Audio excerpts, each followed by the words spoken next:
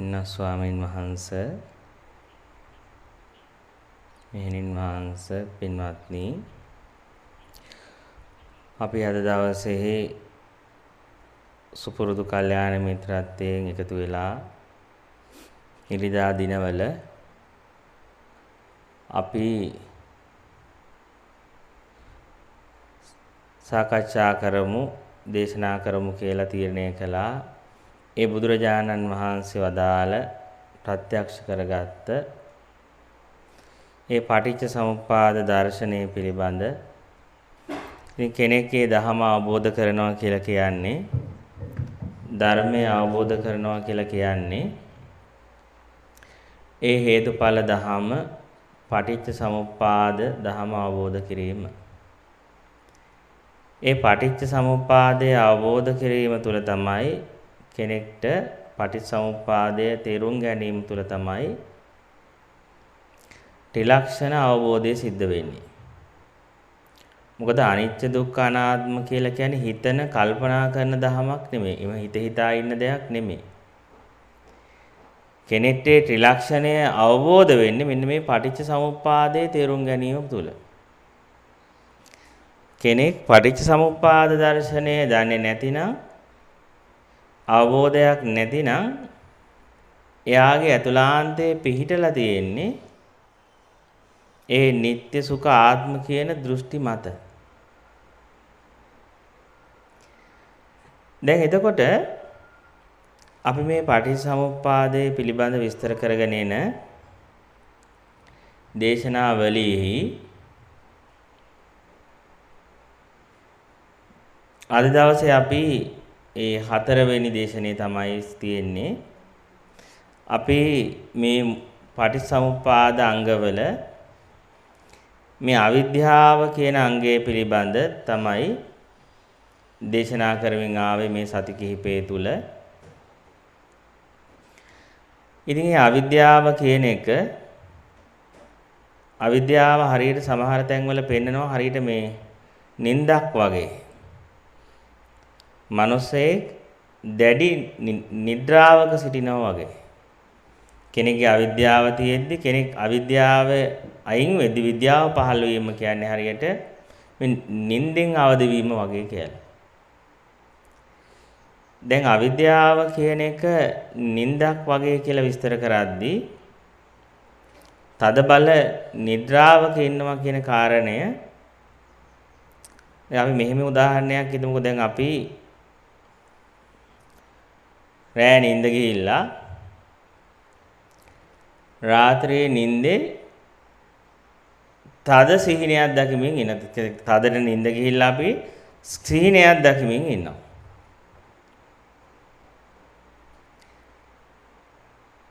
ඒ සිහිනේ දකිමින් ඉන්න වෙලාවේදී අපි දකිනවා හරීම මේ අපි කියන්නේ අපි සුන්දර සිහිනයක් දකිනවා.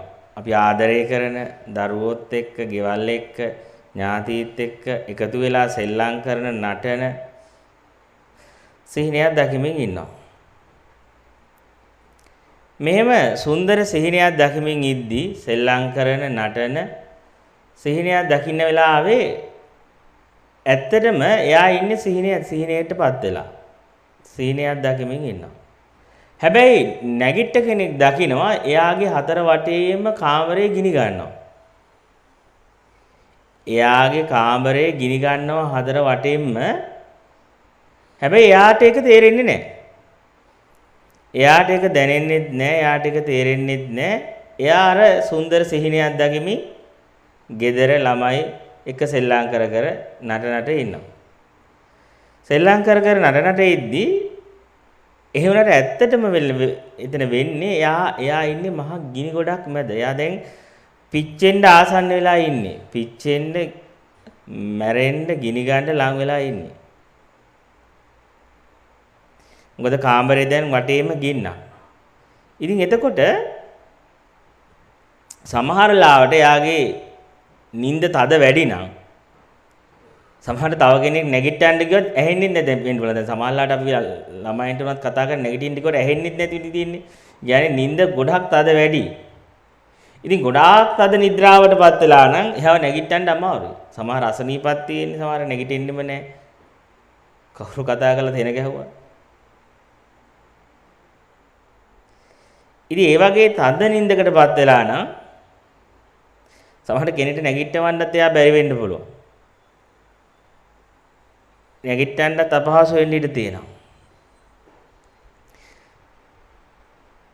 ඒත් සමහර අය ඉන්නවා එයාලගේ නිින්ද එච්චර තද නැහැ. එයාලා හීන දකිමින් හිටියට එයාලට පොඩ්ඩක් තට්ටු කරපු ගමන් පොඩ්ඩක් තට්ටුවක් දාපු ගමන් එයාලා නැගිටිනවා. එයාලට තට්ටුවක් විතරයි චුට්ටක් කරන්න ඕනේ.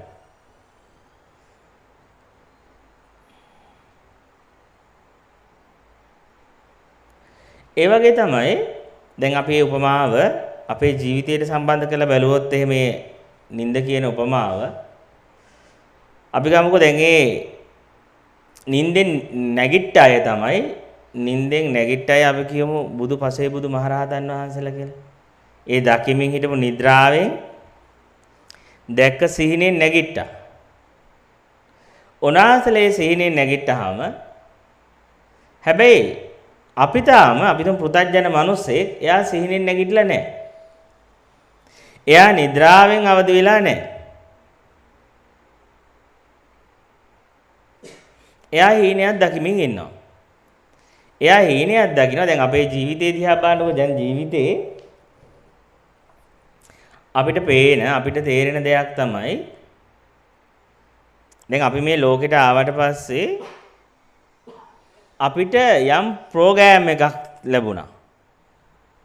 අපිට කිව්වා මේ පුතේ අම්මා, මේ තාත්තා, මේ සහෝදරයා ඔයා මේ කාලේ අධ්‍යාපනය ලබන්න ඕනේ. මේ තමයි ළමයෙක් ඉගෙන ගන්න වයස. ළමයෙක් ඉගෙන ගන්න වයස මේ වයස. ඉතින් මේ වයසට ඔයා ඉගෙන ගන්න ඕනේ. මෙන්න මේ වයසේ තමයි මිනිස්සෙක් රස්සාවක් කරන්නේ. ඒ නිසා ඔයා මේ වයසේදී ජොබ් එකක් කරන්න හොඳට ඉගෙන ගන්න ඕනේ, රස්සාවක් කරන්න ඕනේ.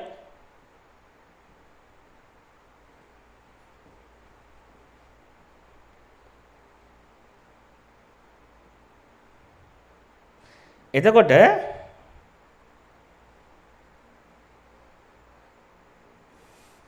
ඊට පස්සේ අපිට කිව්වා දැන් මේ වයසේදී කසාද බඳින්න ඕනේ. ඒ වගේම මේ කාලේදී ළමයි හදන්න ඕනේ මේක කියලා දැන් අපිට බලන්න අපිට ජීවිතයක් කියලා එකක් හදලා දුන්නානේ. ඒක කවුරු හැදුවද අපි දන්නේ නැහැ. දැන් හොඳට බලන්න අපේ ජීවිත දිහා ක්‍රියාත්මක වෙද්දී අපි දන්නේ අපි කාගේ න්‍යාය පත්‍රයකටද කවුරු හදපු න්‍යාය පත්‍රයකටද මේ වැඩ කරන්න කියලා. ඒක අපි හරියට අපි දන්නේ නැහැ. අපිට කිව්වා ඉගෙන ගනින් කිව්වා ඉගෙන ගන්නවා. දැන් රස්සාවක් හොයාගන්න ඕනේ කිව්වා රස්සාවක් හොයාගන්න. දැන් කසාද බඳින වයස මේ කාලේ කිව්වම ඉතින් අපි හිතුවා හරි ඒ වයස තමයි බඳින කාලේ කියලා. හැබැයි අපි දන්නේ කවුරු කවද මේ නීති හැදුවද? කවුරු හදපු නීතිද? කාගේ නීතිද? ඒ වගේම කාගේ න්‍යාය පත්‍රයකටද මගේ මේ ජීවිතේ යන්නේ? කවුරු හදපු න්‍යාය පත්‍රයකටද යන්නේ කියලා අපිට තේරෙන්නේ නැහැ. හැබැයි අපි මේ න්‍යාය පත්‍රයකට ජීවත් වෙනවා. හැබැයි මේ න්‍යාය පත්‍රයකට අපි ජීවත් වෙද්දී අපිට දැන් මේ න්‍යාය පත්‍රේ තියෙන අනාගතයක් හදලා තියෙනවා. දැන් අපි හිතනවා හරි දැන් මේ මෙහෙම තමයි මේ අධ්‍යාපනය කළාම මෙව රස්සාවක් හම්බ වෙනවා. ඊට පස්සේ මට සතුටින් ඉන්න පුළුවන් කියලා මේ ඉතින් ඒ සිහිනේ දකිමින් ඉන්නවා. අනාගතය ගැන සිහිනයක් දකිනවා. අතීතය ගැන අපිට සිහිනයක් තියෙනවා. ඉතින් එතකොට මේ දෙක අතර අපි මේ දෙක දැන් අතීත සිහිනය සහ අනාගත සිහිනය කියන දෙකම මැවෙන්නේ වර්තමානයේ තුල. දැන් වර්තමානයේ මේ මොහොත තුලනේ මට හිතෙන්නේ මං කවදාරි මේ තැනට යන්න ඕනේ මෙහෙම කෙනෙක් වෙන්න ඕනේ කියලා මම මේ වගේ කෙනෙක් වෙන්න ඕනේ කියලා ඒක මැවෙන්නේත් වර්තමාන සිතක්ම තමයි. අතීතේ මම මෙහෙම හිටියා මෙන්න මේ වගේ වැරදි කළා මේ වගේ හොඳ දේවල් කළා කියලා ඒකත් වර්තමානයේ පහළ වෙන සිතක්ම තමයි. එතකොට අපිට තේරෙනවා මේ සිහිනයක් කියලා හැම හදාගෙන ප්ලෑන් ගහගෙන සිහිනයක් ඇතුලේ ජීවත් වුණාට එහෙම අනාගතයක ජීවත් වෙනවා නෙමෙයි මම. අතීතයක ජීවත් වෙනවා නෙමෙයි. අතීතයේ අනාගතයේ කියලාම වර්තමානෙම පහළ වෙන සිත් පරම්පරාවක් තියෙන. සිතක් තියෙන. සිතවිල්ලක් තියෙන. දැනීමක් තියෙන. එතකොට මෙන්න මේක අපිට හොඳට තේරෙනවා. හැබැයි ප්‍රශ්නේ තියෙන්නේ මගේ අනාගතය ගැන තියෙන අදහස් වල අතීතයේ තියෙන අදහස් තුළ මම මත් වෙලා ඉන්නවා. මම ඒකට කිඳා බෑලා ඉන්නවා. මම මෙහෙම වුණොත් මිනිස්සු මට මෙහෙම කියයිද? මම මෙහෙම වුණොත් මට ගරු කරයිද? දැන් මම මෙහෙම කෙනෙක් වුණොත් ගොඩ යන්න පුළුවන් කියලා මොකද්ද ඕමන්ද අපි සීනෙක ඉන්නවා. අපි හදාගෙන ඉන්නවා මම කවදා විවාහ වෙලා මෙහෙම ජීවිතයක් ගත කරනවා. මම ළමයි එක්ක මෙහෙම ඉන්නවා. ඉතින් ඒ වගේ නිකන් සිහිනක ජීවත් වෙනවා.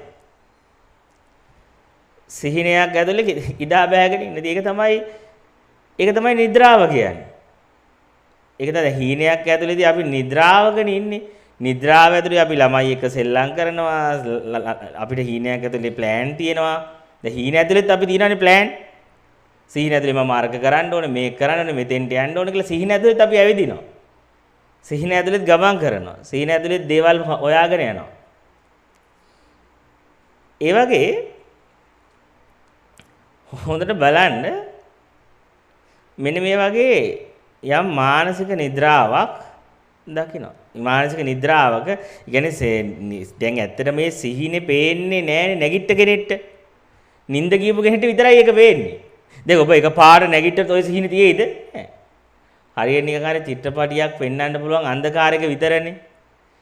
ෆිල්ම් එකක් පෙන්වන්න පුළුවන් හොඳට බලන්න ආලෝකයේ ආපු ගමන් දැන් අපිට දැන් මෙතන ප්‍රොජෙක්ටරයක් ගහලා මූවි එකක් පෙන්වුවොත් පෙනේද? පේන්නේ නැහැනේ. හතර වටේ ජනෙල් ඇරලානේ.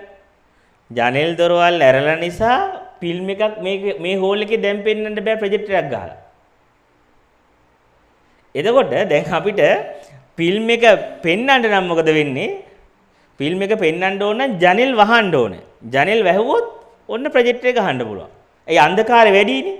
අන්ධකාරය වැඩි වුණාම ෆිල්ම් එක පේනවා. හැබැයි හොඳට බලන්න, හැබැයි හොඳට කලර්ෆුල් බලන්න ඕන නම් හොඳට කලවර කරන්න ඕන. කලවර හොඳට කළාම හොඳට මූවි එක පේනවා. හැබැයි කලවර පොඩ ආලෝකෙදී පොඩ චිත්‍රපටිය බොඳ වෙනවා. චිත්‍රපටිය පොඩ බොඳ වෙලා යන්න පටන් ගන්න හොඳටම ආලෝකය આવොත් ෆිල්ම් එකක් නෑ මෙතන. මෙතන කාටවත් ෆිල්ම් එකක් පේන්නේ නෑ. අන්න ඒ වගේ තමයි අපේ ජීවිතෙත් එහෙමයි.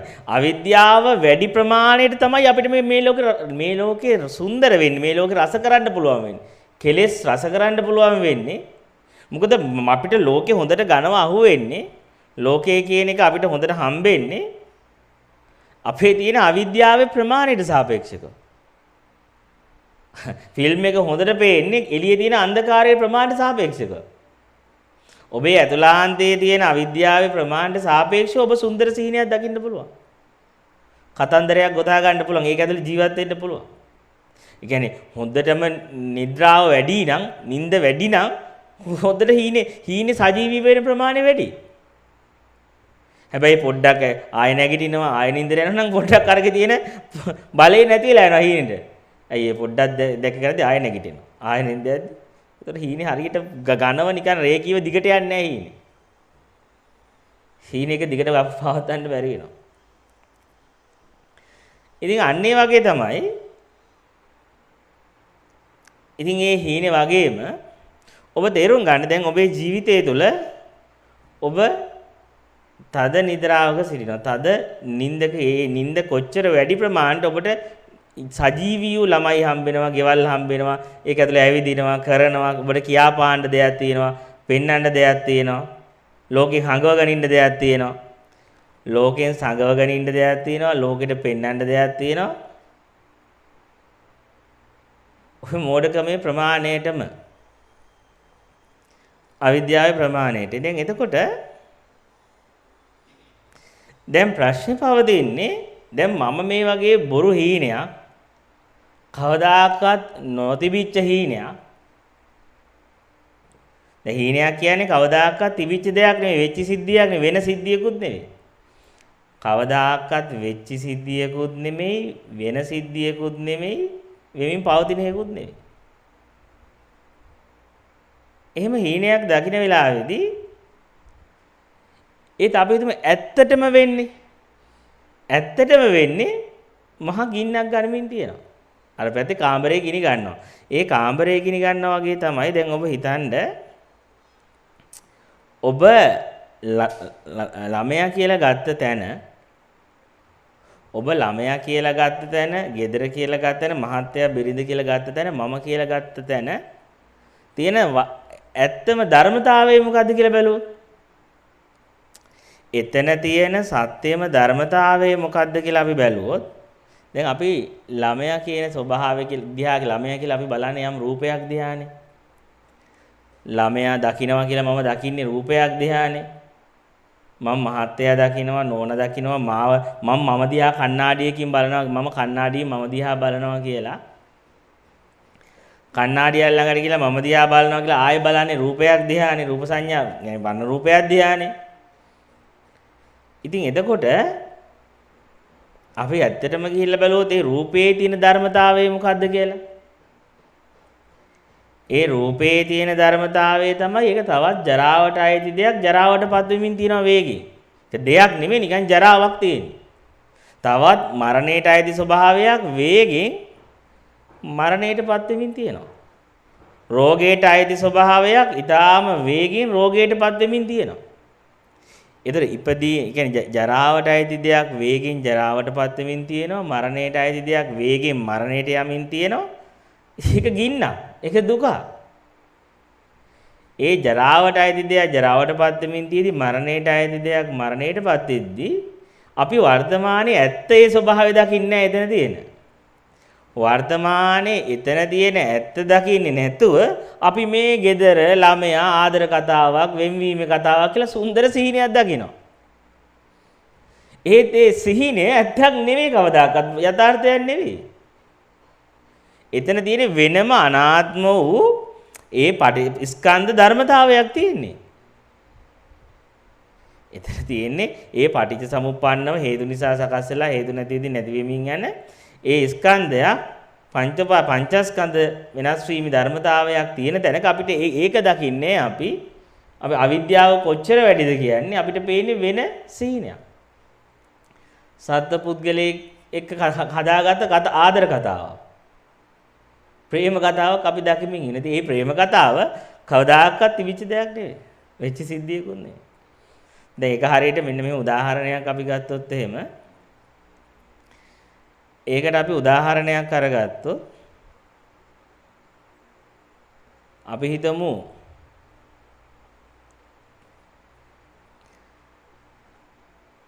අපි යනවා අපි පාරේ යද්දී අපි ඈත දකිනවා පඹේ.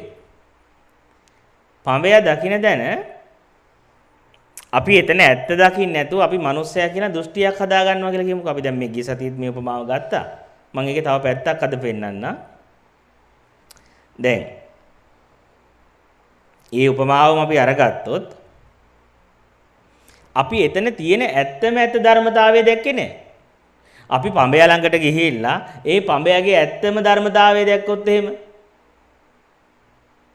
අපිට පඹයගේ තියෙන එතන කඩලා ඒ ළඟට ගිහිල්ලා එතන තියෙන ධර්මතාවයේ වර්තමානයේ ඇත්ත දැක්කොත් අපිට පුළුවන් ද සුන්දර සීනියක් මවා ගන්න. අනේ අතන ඉන්න ගෑනු කෙනෙක්, අර පිරිමි කෙනෙක්, එයා කොහේ ඉඳලා දාවත් දන්නේ නැහැ, කොහේ යනවද දන්නේ නැහැ. ඔය මොකක්වත් කතා කරන්න බැරි වෙනවනේ අපිට. අපිට ලෝභයක්වත් දේශයක්වත් හදාගන්න කතාවක් හදාගන්න බැරි වෙනවා. මොකද මං එතන වර්තමානයේ ඇත්ත දැක්ක නිසා. එතන වර්තමානයේ තියෙන පච්චුම්පන්න ධර්මතාවයේ පිළිබඳ එතන තියෙන ඇත්ත ඇටියට දැක්කොත් හැබැයි දැන් අපි මෙහෙම ඉදන්න. ඒකේ මම ඇත්ත දකින්නේ මම ඈත දකින්නේ පඹයව. ඈතක ඉඳලා දැකලා මම එතන තියෙන ඇත්තම යථාර්ථය දකින්න නැතුව මං ඊට පස්සේ මනසේ මිනිස්සෙක් කියලා දෘෂ්ටියක් අදහසක් ඇති කරගෙන මම මිනිස්සයා කියන දෘෂ්ටිය හදාගෙන ඉන්න වෙලාවේ පවා එතන තියෙන ධර්මතාවය වෙනම එකක්. එතන තියෙන ධර්මතාවය අනාත්ම ස්වභාවයක්. ආත්මයකට අයිති දෙයක් නෙමෙයි. පුද්ගලයට අයිති ස්වභාවයක් නෙවෙයි. ඒ පුද්ගලයට අයිති නැති ඒ අනාත්ම ස්වභාවයේ තියෙන තැන මම වැරදි දෘෂ්ටියක් අරගෙන ඒ පැත්තේ ඉඳලා මිනිස්සෙක් එනවා. හැබැයි දැන් මම ඉන්නේ එතන මිනිස්සයා කියන අදහස අරගෙන ඉන්නේ දැන්. මිනිස්සයා කියන අදහස අරගෙන ඊට පස්සේ අර ඈත එන මිනිස්සයා ළඟට ආවට පස්සේ මම ඒ මිනිස්යාගෙන් අහනවා ප්‍රශ්නයක්. ඒ මිනිස්සයා ගොඩක් උසද? මට ඈතට හරියට පේන්නේ නැහැ. ගොඩක් උස මිනිස්සෙද? කළු මිනිස්සෙද්ද?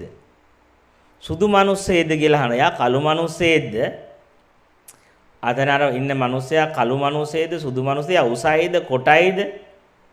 කෙට්ටුයිද? මහතයිද? එයාගේ ආගම මොකද්ද? එයා මොන ජාතිද? එයා සිංහලයේද? බෞද්ධයේද? ක්‍රිස්තියානි කෙනෙක්ද? මුස්ලිම් කෙනෙක්ද? එයාගේ ආගම මොකද්ද? එයාගේ ජාතිය මොකද්ද? එයාගේ කුලය මොකද්ද? කියලා අහනවා. ඒ ඇහුවාම දැන් නිකන් ඔබ කල්පනා කරන්න ඒ පඹයා හරියට මෙතන තියෙන ස්වභාවය දැකගත්ත මිනිස්සෙක්ගෙන් එතන තියෙන ඇත්ත ස්වභාවය දැකගෙන එන මිනිස්සෙක්ගෙන් මම ඇහුවොත් ප්‍රශ්නයක් මේ ඒ මිනිසයා කළුද සුදුද උසද මිටිද කියලා ප්‍රශ්නයක් ඇහුවොත් ඉතින් ඒ මිනිසයාට දෙන්න තියෙන උත්තරේ මොකද්ද? ඒ කිව්වොත් මේ මිනිසයා කළුයි කිව්වොත් ඒත් වැරදි, සුදුයි කිව්වොත් ඒත් වැරදි, මේ මිනිසයා උසයි කිව්වොත් ඒත් වැරදි, මිටි කිව්වොත් ඒත් වැරදි. මොන උත්තරයක් දුන්නත් ඒ මිනිසයා මැරිච්ච මිනිසෙක් කිව්වොත් ඒත් වැරදි. මේ මිනිසයා ඉපදිලා ඉන්න කෙනෙක් කිව්වොත් ඒත් වැරදි. ඒ මිනිසයාට කර්මයක් තියෙනවා කිව්වොත් ඒත් වැරදි. ඒ මිනිසයාට කර්මයක් නැහැ කිව්වොත් ඒ මිනිසයාට කර්මයක් නැහැ කියලා කිව්වොත් ඒත් වැරදි. ඒතකොට බලන්න ඒ අහන ප්‍රශ්නෙට මොන විදිහේ උත්තරයක් දුන්නත් ඒ දෙන හැම උත්තරයක්ම අපිට කියන්න වෙන්නේ මොකද්ද? ඒ දෙන හැම උත්තරයක්ම වැරදි කියලා විතරයි. බලන්න ඇයි මේ හැම දෙයක් ඒ කියන්නේ ඒ ප්‍රශ්නෙට දෙන උත්තරේ ඔක්කොම වැරදි වෙන්නේ? ඒ ප්‍රශ්නේ අහලා තියෙන මතේ ඒ කියන්නේ ඒ සම්පූර්ණේ ඒ ප්‍රශ්න ටික ඔක්කොම අහන්නේ යම් දෘෂ්ටියක් අල්ලගෙන. එතන මිනිසෙක් ඉන්නවා කියන දෘෂ්ටිය අල්ලගෙන මිනිසෙක් පවතිනවා කියන දෘෂ්ටිය අල්ලගෙන තමයි අනිත් ප්‍රශ්න ඔක්කොම ගොඩනගලා තියෙන්නේ. ඒ කියන්නේ අවිද්‍යාව මත තමයි තියෙන්නේ ඔක්කොම ප්‍රශ්න තර්ක ඔක්කොම ටික. ඒ නිසා ඒ ප්‍රශ්නෙකට ඒ තර්කයට කවුරු හරි සාපේක්ෂක උත්තරයක් දුන්නොත් ඒ උත්තරේ දෙන කෙනා අහුවෙලා ඉවරයි. ඒ උත්තරේ දෙන කෙනා හිර වෙලා ඉවරයි. කටුකුරුන්ද ඥානදහඳුර උපමාවක් කියනවා. උනාස කියනවා කවදාකවත් බීපු නැති මිනිස්සෙක්ගෙන් කවදාකවත් මත්පැන් පානය නොකරපු මිනිස්සෙක්ගෙන් උසාවියේ නඩුවක් කතා කරනවා. අහනවා යුෂ්මතා අරක්කු බොන එක නැවැත්තුවේ ගිය මාසෙද ගිය සතියේද ගිය අවුරුද්දේද? අපිට උත්තරයක් ඕනේ හරියට ගිය අවුරුද්ද නැවැත්තුවද ගිය මාසෙ නැවැත්තුවද ගිය සතියේද බොන එක නැවැත්තුවේ කියලා.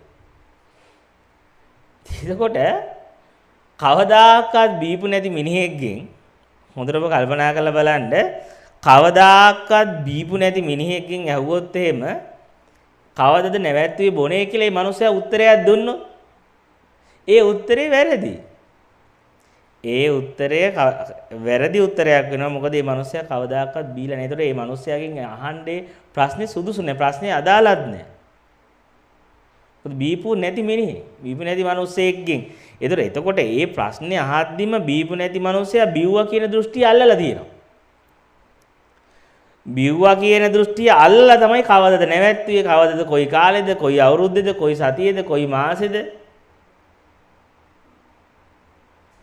කියන මේ ඔක්කොම එන්නේ.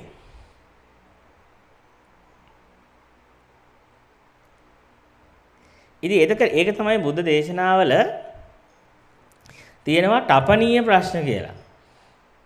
තපනීය ප්‍රශ්න කියලා කියන්නේ බුදුරජාණන් වහන්සේ ප්‍රශ්න වලට උත්තර දෙන්නේ.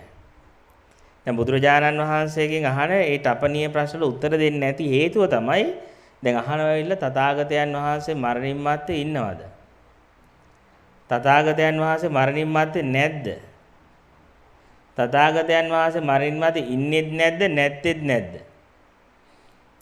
මේ ආදී වශයෙන් මේ ඉන්දියානු ಭಾರತයේදී භාග්‍යවතුන් වහන්සේගෙන් මේ වගේ ඇවිල්ලා ප්‍රශ්න අහනවලු.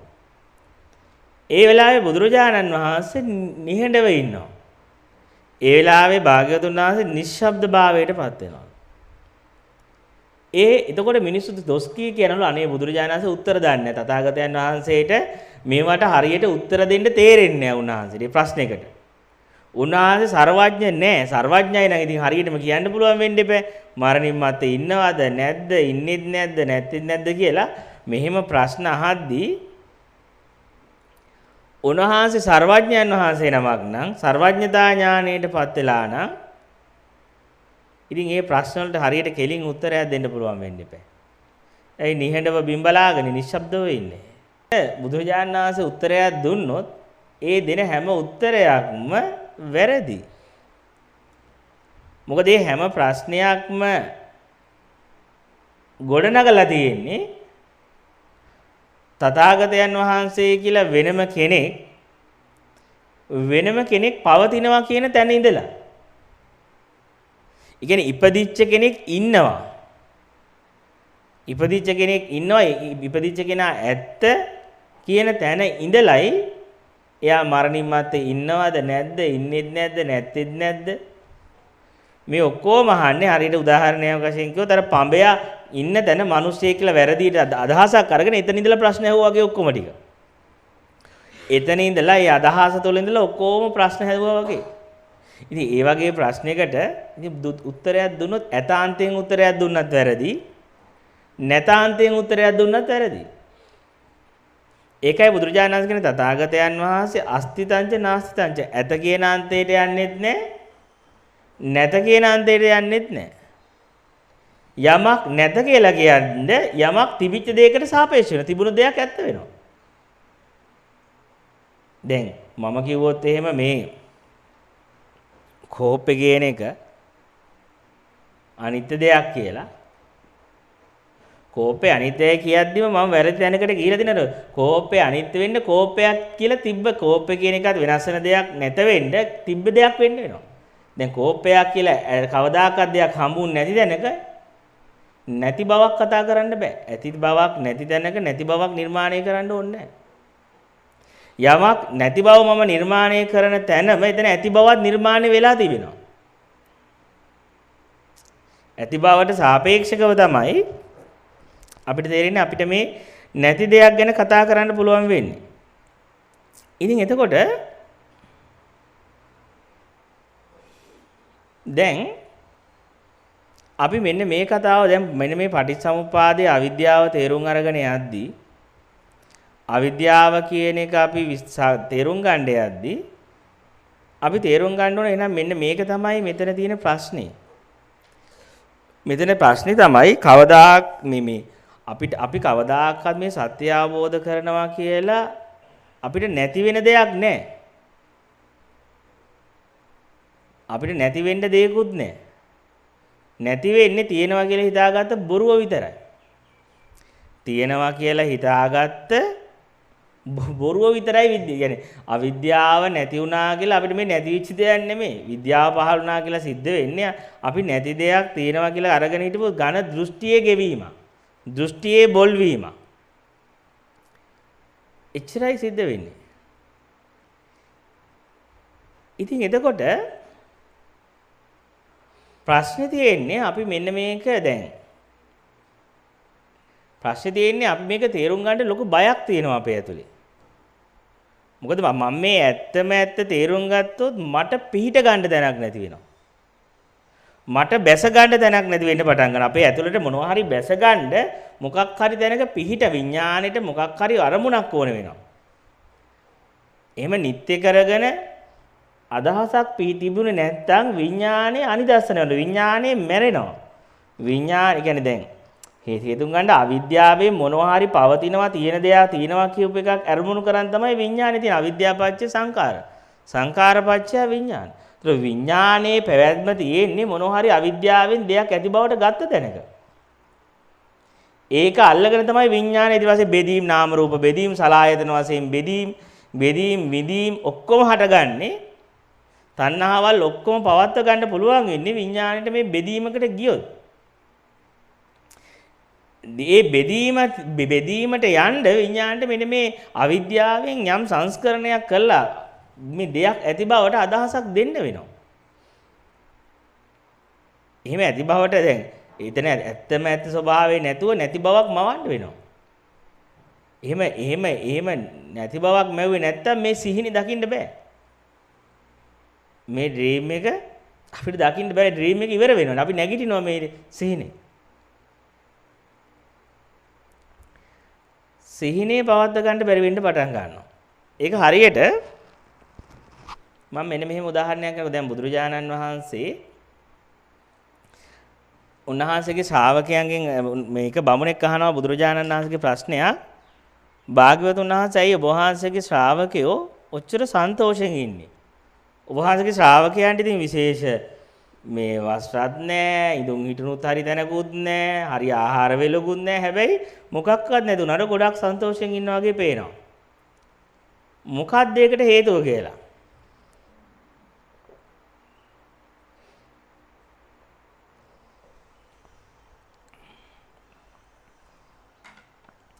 ඒකට මොකද්ද හේතුව කියලා අහද්දී බුදුරජාණන් වහන්සේ කියන මගේ ශ්‍රාවකයෝ මෙච්චර සන්තෝෂෙන් ඉන්නේ. මගේ ශ්‍රාවකයෝ මෙච්චර සතුටින් ඉන්නේ. හේතුව තමයි මගේ ශ්‍රාවකයෝ ගෙවිච්ච අතීතය ගැන කල්පනා කර කර විඳවන්නේ නැහැ. දුක් වෙන්නේ නැහැ. පශ්චාත්තාප වෙන්නේ නැහැ. නූපන් අනාගතයක් ගැන හිතගෙන බයෙන් ලැජ්ජාවෙන් ඉන්නෙත් නැහැ. බයටපත් වෙන්නෙත් නැහැ. ඒ වගේම වර්තමානයේ තුල පච්චුප්පන්නේච ඒ ධම්මා තත්ත විපස්සති. අතීතය අත්හැරලා අනාගතය අත්හැරලා වර්තමානයේ තුල හේතු නිසා හටගත් ධර්මතාවයන්ගේ හේතු නැති වෙද්දී Nirodhe දකිමින් වාසය කරයි කියලා කියනවා. එතකොට බලන්න මෙන්න මෙතන තියෙනවා හරි මේ හොඳ වචනයක්. ඒ කියන්නේ බුදුරජාණන් වහන්සේගේ ශ්‍රාවකයෝ වර්තමානයේ තුල ඉන්නවා කියලාම කියන්නේ නෑ භාග්‍යතුන් වහන්සේ. මේ වර්තමානයේ තුල ඉන්නවා කියන වචනේවත් නෙවෙයි තියෙන්නේ. වර්තමානයක් කියලා පිළිහිටවන්නේ නැහැ තැනක් පෙන්නලා තියෙන්නේ පච්චුප්පන්නේච ඒ ධම්මා තත්ත විපස්සති. ඒ වර්තමානයේ කියලා පිළිහිටන්නේ නැහැ. අතීතය අත්හැරලා අනාගතය අත්හැරලා වර්තමානයේ තුල වර්තමානයක් තුල ඉන්නවා නෙමෙයි පච්චුප්පන්නාච ඒ ධම්මා තත්ත විපස්සති. ඒ හේතු නිසා හටගත්ත ධර්ම ඒ හේතු නැති වෙද්දි නැති වෙනවා කියන දැක්ම නුවණින් දකිමින් වාසය කරයි කියලා. දැන් ඒක මෙන්න මෙහෙම උදාහරණයක් අපි ගමුකෝ. දැන් අපි ජීවිතේ දැකපු අහපු ඕනෑම දෙයක් දිහා කල්පනා කරන්න මම මෙහෙම උදාහරණයක් කියන්නම්කෝ. ගිය සතියේ ගත්ත උපමාවක් ආයෙත් මම අරගෙන තව ටිකක් ඒක අදහස කියන්නම්. දැන් අපි ගිය සතියේ හෝ මට මතක හැටියට ඊට ඉස්සලා සතියේක ගත්ත උපමාවක් අර හෙවණැල්ලේ උපමාව. දැන් ආයෙත් ඒක පොඩ්ඩක් සිහිපත් කරන්න. ඒ හෙවණැල්ලේ උපමාවේදී කියපු දෙයක් තමයි අපි දැන් හෙවණැල්ලක් වැටෙද්දී හෙවණැල්ලේ ඡායාවක් හෙවණැල්ලක් වැටෙන වෙලාවේදී ඉතින් හෙවණැල්ල කියන එක දැන් අපිට ආලෝකයයි මේ රූපයයි පොළොවයි ওই තුනේ එකතුව නිසා හෙවණැල්ලක් ඡායාවක් වැටෙනවා. ඒ ඡායාව කියන එක අපි ඇහුවොත් එහෙම පෙර තිබ්බද කොහේ හරි කියලා දැන් අපි හෙවණැල්ලක් වැටිලා තියෙද්දි දැන් ඔබේ හෙවණැල්ල දැන් එළියට ගියාම දවල් 12ට හෙවණැල්ල අපේ වැටුණාට පස්සේ මං ඇහුවොත් ඔබෙන් ප්‍රශ්නයක් ඒ හෙවණැල්ල කියන එක පෙර තිබ්බ දෙයක්ද? තිබ්බේ නැහැ. ඒ වගේම ඒ හෙවණැල්ල දිගටම දැන් ඒ ආලෝකයයි පොළොවයි ඒ කියන්නේ ආලෝකයයි පොළොවයි රූපයයි නැත්තම් ඒ නැති වෙච්ච තැන හෙවණැල්ල තියෙයිද? අනාගතේ නෑ. හැබැයි එහෙනම් ඒ හෙවණැල්ල කොහෙටද යන්නේ? කොහෙන්ද ආවේ? ඔන්න ඔය ප්‍රශ්න ටිකක් අහවනේ. ඒ හෙවණැල්ල කොහේ ඉඳලාද එතෙන්ට ආවේ? ඒ රූපයයි ආලෝකයයි ඒ හේතු නැතිදී හෙවණැල්ල කොහෙටද යන්නේ? කොහෙටද ගිලෙනවද? හැංගෙනවද කොහෙට හරි? අන්නේ උපමාවට පොඩ්ඩක් නෝනින් විමසන්න. හොඳට විමසුවොත් ඔබට මෙන්න මේ වර්තමානයේ තියෙන ඇත්ත තේරෙන්න පටන් ගන්නවා. මොකද මේ බුදුරජාණන් වහන්සේ වර්තමානයේ පච්චුප්පන්නේ චේ ධම්මා තත්ත විපස්සති කියලා කතා කළේ කියන එක.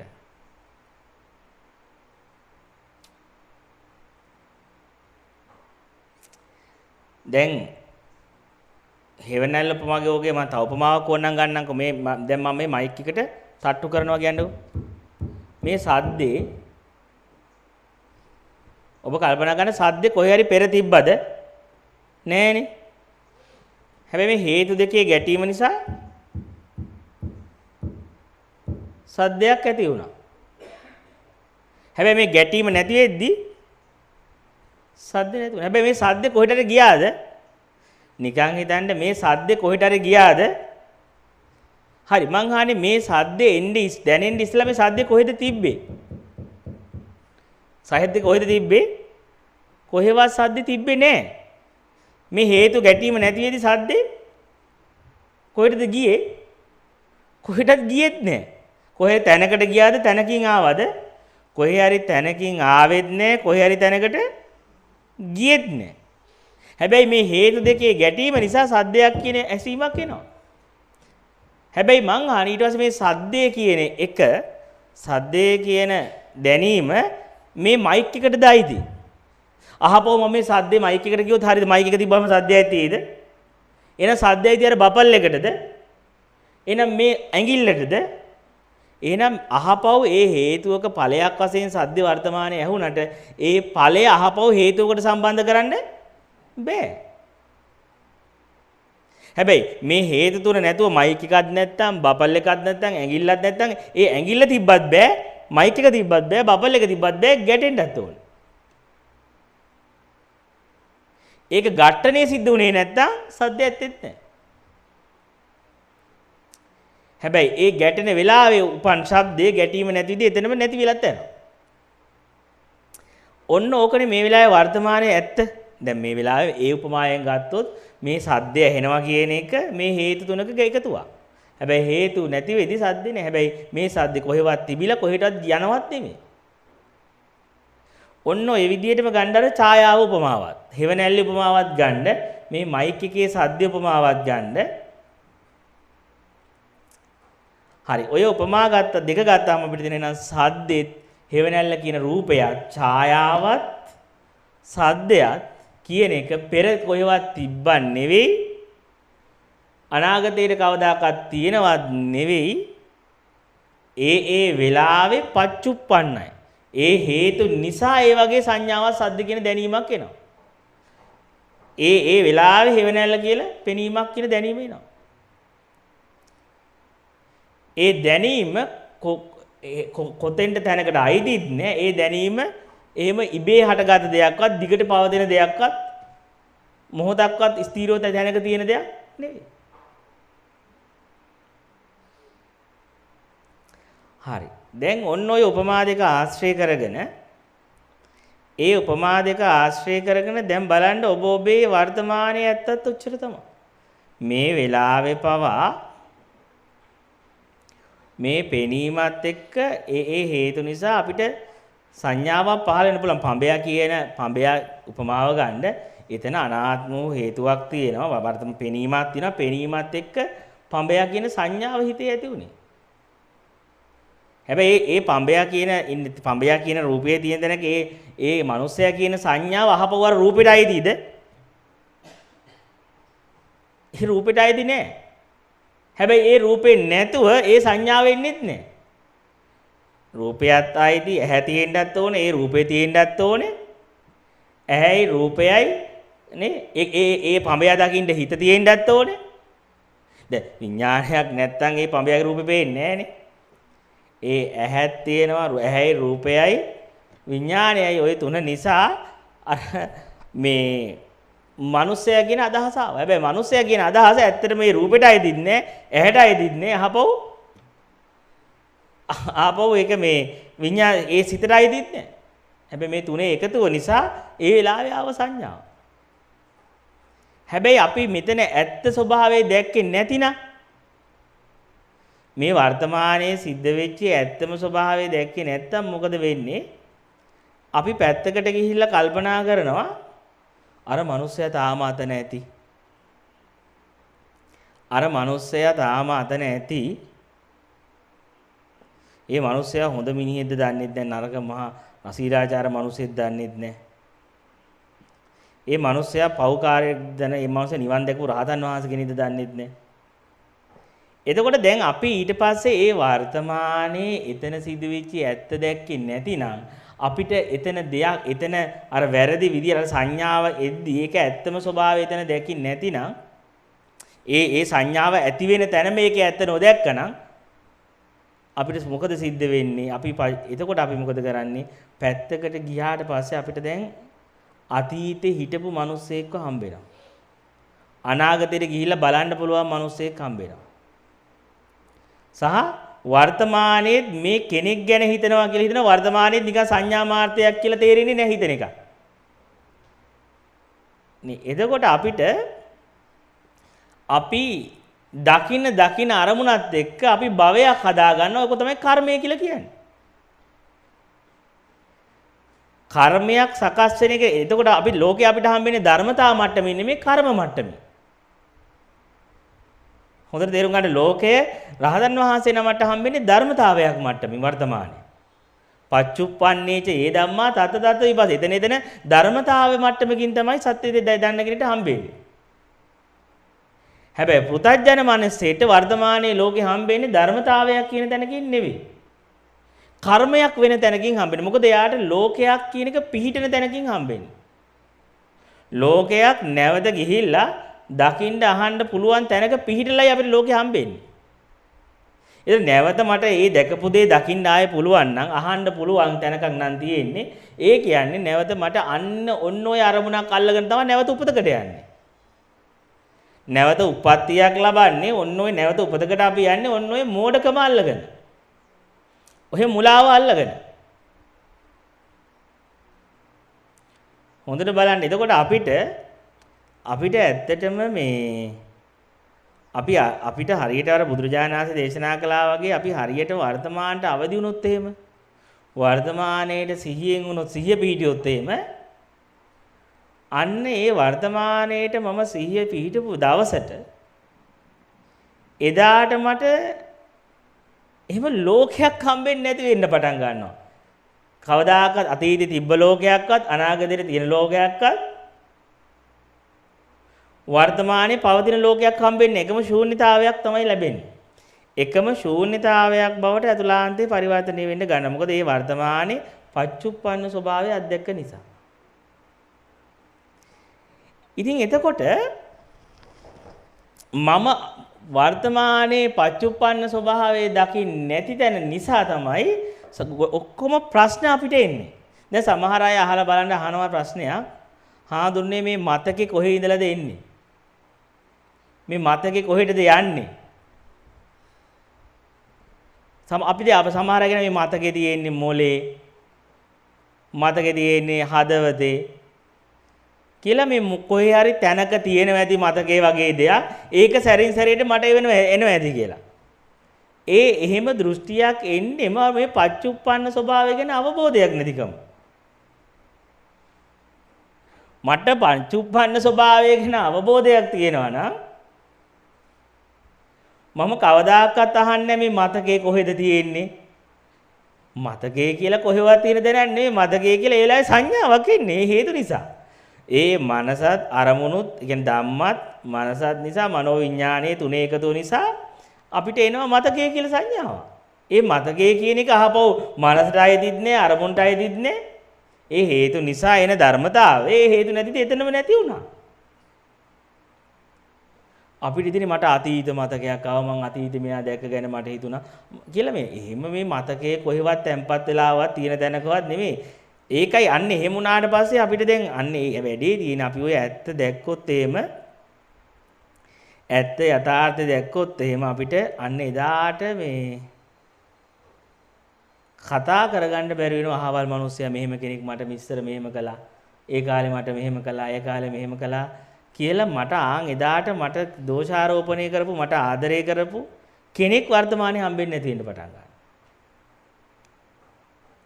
මොකද අතීත මතකයක් කියලා දෙයක් මේ කොහෙවත් තිබිලා කොතනටවත් ආව නෙමෙයි. ඒකත් ඒ වෙලාවේ හේතු නිසා හටගන්න නැතුව ගියා. එච්චරයි. ඒක හරියට නිකන් අර ඡායාව වගේ. ඡායාව කොහෙවත් තිබිලා මේ එකපාරට මම දැක්ක නෙමෙයි.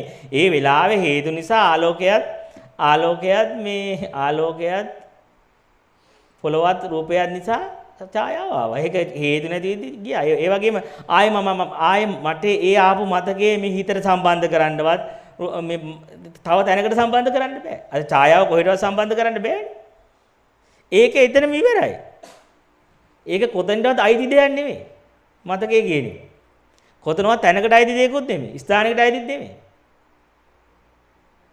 නැත්නම් ගොඩක් අයගේ ලොකුම ප්‍රශ්නේ මතකයේ කොහෙද තියෙන්නේ කියන එක. මතකයේට තැනක් හොයන එකම තමයි අපේ අවිද්‍යාව. අපි පච්චුප්පන්න ස්වභාවය දකින්නේ. අපි දකින්නේ නිත්‍ය ලෝකයක්. එතකොට දැන් අන්නේ නිත්‍ය ලෝකයක් දකින කෙනාට එයාගේ අන්න එක තමයි කර්මය කියලා. දැන් අපි මේ වර්තමානයේ තියෙන පටිච්ච සමුප්පාදේ දැක්කේ නැත්නම් එදාට මම ප්‍රකාශ කරන්නේ කොහොමද අනිත්‍ය හාමුදුරුවනේ මගේ ළමයාත් කවදාරි අනිත්‍යයි. මගේ ඇහත් ළමයා දකින ඇහත් අනිත්‍යයි. ළමයා දකින ඒ ළමයා කියලා හිතන සිතුවිලිත් අනිත්‍යයි කියලා දකින්නේ. ඒ තුනම බොරුවක්නේ. ඒ පටිච්ච සමුප්පාදේ දැක්කේ නැති අය තමයි ඔන්න ඔය විදිහ අනිත්‍යයක් හම්බෙන්නේ අපිට. ඒ අපිට අනිත්‍ය හම්බෙන තැනම අපිට නිට්ටය වෙලා හම්බෙන්නේ අනිත්‍ය. නිට්ටය දෙයක අනිත්‍යයක් දකින්න. දැන් මම කියනවා නම් හාමුදුරනේ අර මේ එළියේ තියෙන ඡායාවත් අනිත්‍යයි කියලා එක වැරදි. එමෙ එළියේ ඡායාවක් කියලා දෙයක් තිබෙන්නේ නැහැ. දැන් ඔබ කියනවා නම් දැන් හාමුදුරනේ මගේ ඇහත් අනිත්‍යයි මම නෙවෙයි මගේ නෙවෙයි ආත්මේ නෙවෙයි කියලා. ඇහැට පේන රූපත් අනිත්‍යයි මම නෙවෙයි මගේ නෙවෙයි ආත්මේ නෙවෙයි කියලා තනිකරේ වචනේ එන්නේ පටිච්ච සමුප්පාදේ නොදන්නකම නිසා. මේ විඥානය අනිත්‍යයි කියන්නවත් ඇහැ අනිත්‍යයි කියන්නවත් රූප අනිත්‍යයි කියන තැනම තේරුම් ගන්න මම හේතුඵල දර්ශනය දැකලා නැති බව. මට අනිත්‍ය වෙන්න ගහක් හම්බෙලා අනිත්‍ය වෙන්න ඇහැක් හම්බෙලා අනිත්‍ය වෙන්න විඥානයක් හම්බෙලා එතනම තියෙන කොච්චර මුලාවක්ද. අන්න එතකොට පටිච්ච සමුප්පාදයේ දැක්ක කිනාට දර්ශනයේ අනිත්‍යයක් හම්බෙන්නේ නැහැ. නිට්ටයක් හම්බෙන්නේ නැහැ. එයාට අනිත්‍ය වෙන, ඒ කියන්නේ අනිත්‍යයක් හම්බෙන්නේ නැහැ කියලා කියන්නේ අනිත්‍ය වෙන දෙයක් හම්බෙන්නේ නැහැ කියන. අනිත්‍ය වෙන්නේ දැන් අම්මා කෙනෙක් එළියෙන් හම්බුනොත් නේ අම්මා කෙනෙක්ගේ මරණයක් හම්බෙන්නේ, විනාශයක් හම්බෙන්නේ. ඉතින් මට අම්මා කියලා බැහැරින් තැනක් හම්බුනේ නැතිනම් කෝ අනිත්‍යයක්, කෝ අනාත්මයක්. හොඳට ඒක ටිකකින් බලන්න. එදාට මම පටිච්චසමුප්පාදේ ප්‍රත්‍යක්ෂයෙන් දැනදී මට අනිත්‍ය දුක්ඛ අනාත්මේ නිදහස වෙනවා, නිත්‍ය සුඛ ආත්මෙනුත් නිදහස වෙනවා.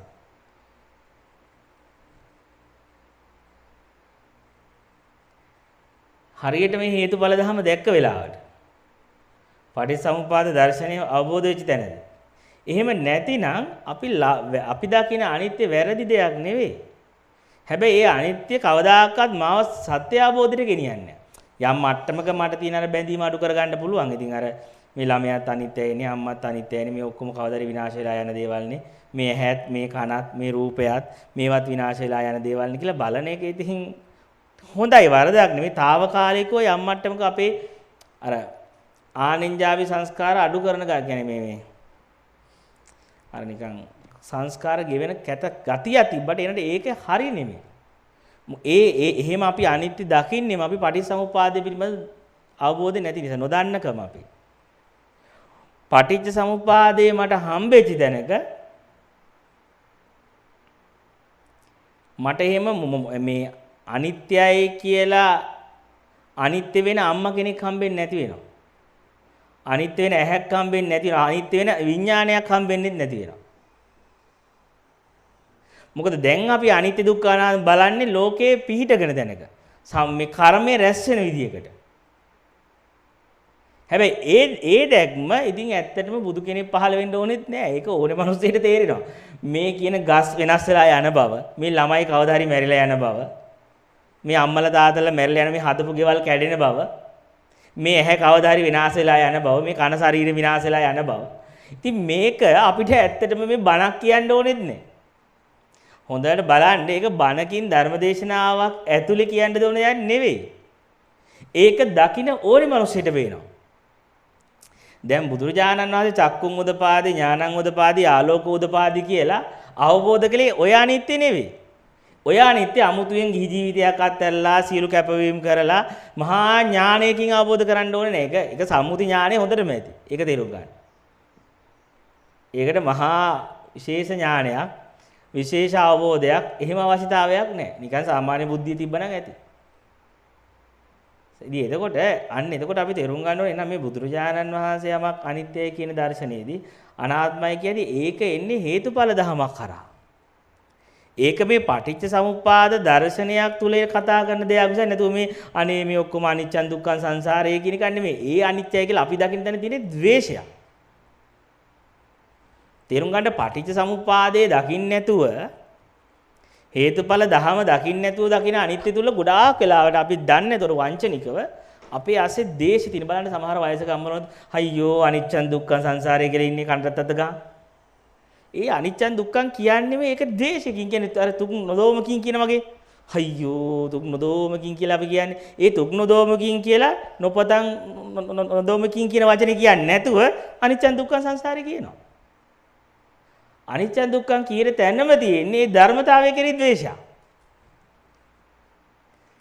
බලන්න මේ අනිච්චන් දුක්ඛන් කියලා බලන අයගේ මූණවල බලන්න කිසි පිරිච්ච බවක් නැහැ, හෙන ගහලා වගේ සතුටක් නැහැ. ඒ වෙන්නේ ඒ අනිච්ච බව ඒ දැකීම ඇතුළේම මනස නෙගටිව් කරලා තියෙන්නේ. මනස ඍණාත්මක කරලා මනස ඍණාත්මක කිරීම තුළ නිබ්බාණය සාක්ෂාත් වෙන්නේ නැහැ. අර බලන්නේ මම කියන්නේ මනස ඍණාත්මක කළ හැබැයි ඇත්ත ඇති හැටියට දැකගෙනාට ඔහොම මේ මෙනෙහි කර කර ඉන්න එකක් නෙවෙයි තියෙන්නේ. එයාට දර්ශනීය දැකීම තුල අවබෝධ වෙන අනිත්‍යයක් තියෙන්නේ. ඒක අර හිතලා නෙගටිව් කරන්නේ නැහැ. හිතලා මනස ඍණාත්මක දිශාවකට යවන්නේ නැහැ. එයා ඒකයි බුද්ධ ආගමේ කියන අනිත්‍ය දුක්ඛ අනාත්ම බලන්නේ මේ ඉස්සෙල්ලා සම්මා දිට්ඨිය ඇති කරගන්න කියන්නේ. දර්ශනයට එන්න. ඉස්ලාම මාර්ගයට බසින්නේ දර්ශනය ඇති කර ගැනීම තුල. හරියට මේ කතාව පිළිබඳ හේතුඵල ධම ගැනද සුතමේ වශයෙන් හරි දැනගන්න. එහෙම නැතුව අනිත්‍යයි දුක්ඛයි ඔක්කොම වැඩක් නැහැ කියලා හිතන එක නෙවෙයි. මනස නෙගටිව් කරනවා නෙවෙයි. එයා තේරුම් ගන්නවා මෙතන කොහොමද මේ ලෝකේ හටගත්ත විදිය. අන්න එතකොට අන්නේ ලෝකේ හටගත්ත විදිය දැනගත්ත තමයි යා පටිච්චසමුපාදේ දකින්නේ. සමුදේ වෙච්ච කොහොමද? ඊට පස්සේ එයා දකිනවා වර්තමානයේ තුල පටිච්චසමුපාදේ නිරෝධය වෙන්නේ කොහොමද? ඒ නිරෝධය වෙන්නේ මේ ඇත්ත දැකීම තුල. ඒ ඇත්ත වර්තමානයේ ඇත්ත නොදකීම තුල තමයි පටිච්චසමුපාදේ සමුදේ ඇති වෙලා කර්මය රැස් වුනේ. කර්මය රැස් වෙන්න පටන් ගත්තේ. ඉතින් එතකොට දැන් මේ විදිහට කෙනෙක්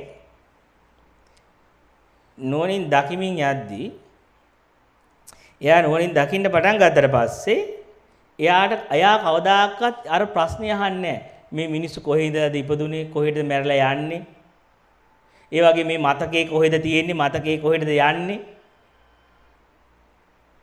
ආපු තැන් යන තැන් ප්‍රශ්න කරන්නේ නැහැ මොකද ආපු තැනකුත් නැහැ යන තැනකුත් නැහැ ඒ වෙලාවේ පච්චුප්පන්නව මැවෙන මැවීමක් විතරයි තියෙන්නේ. ඵලයක්. අන්න එදාට ඔය අතීත අනාගත වර්තමාන කියන තුන් කාලේ හම්බෙන්නේ නැති වෙනවා.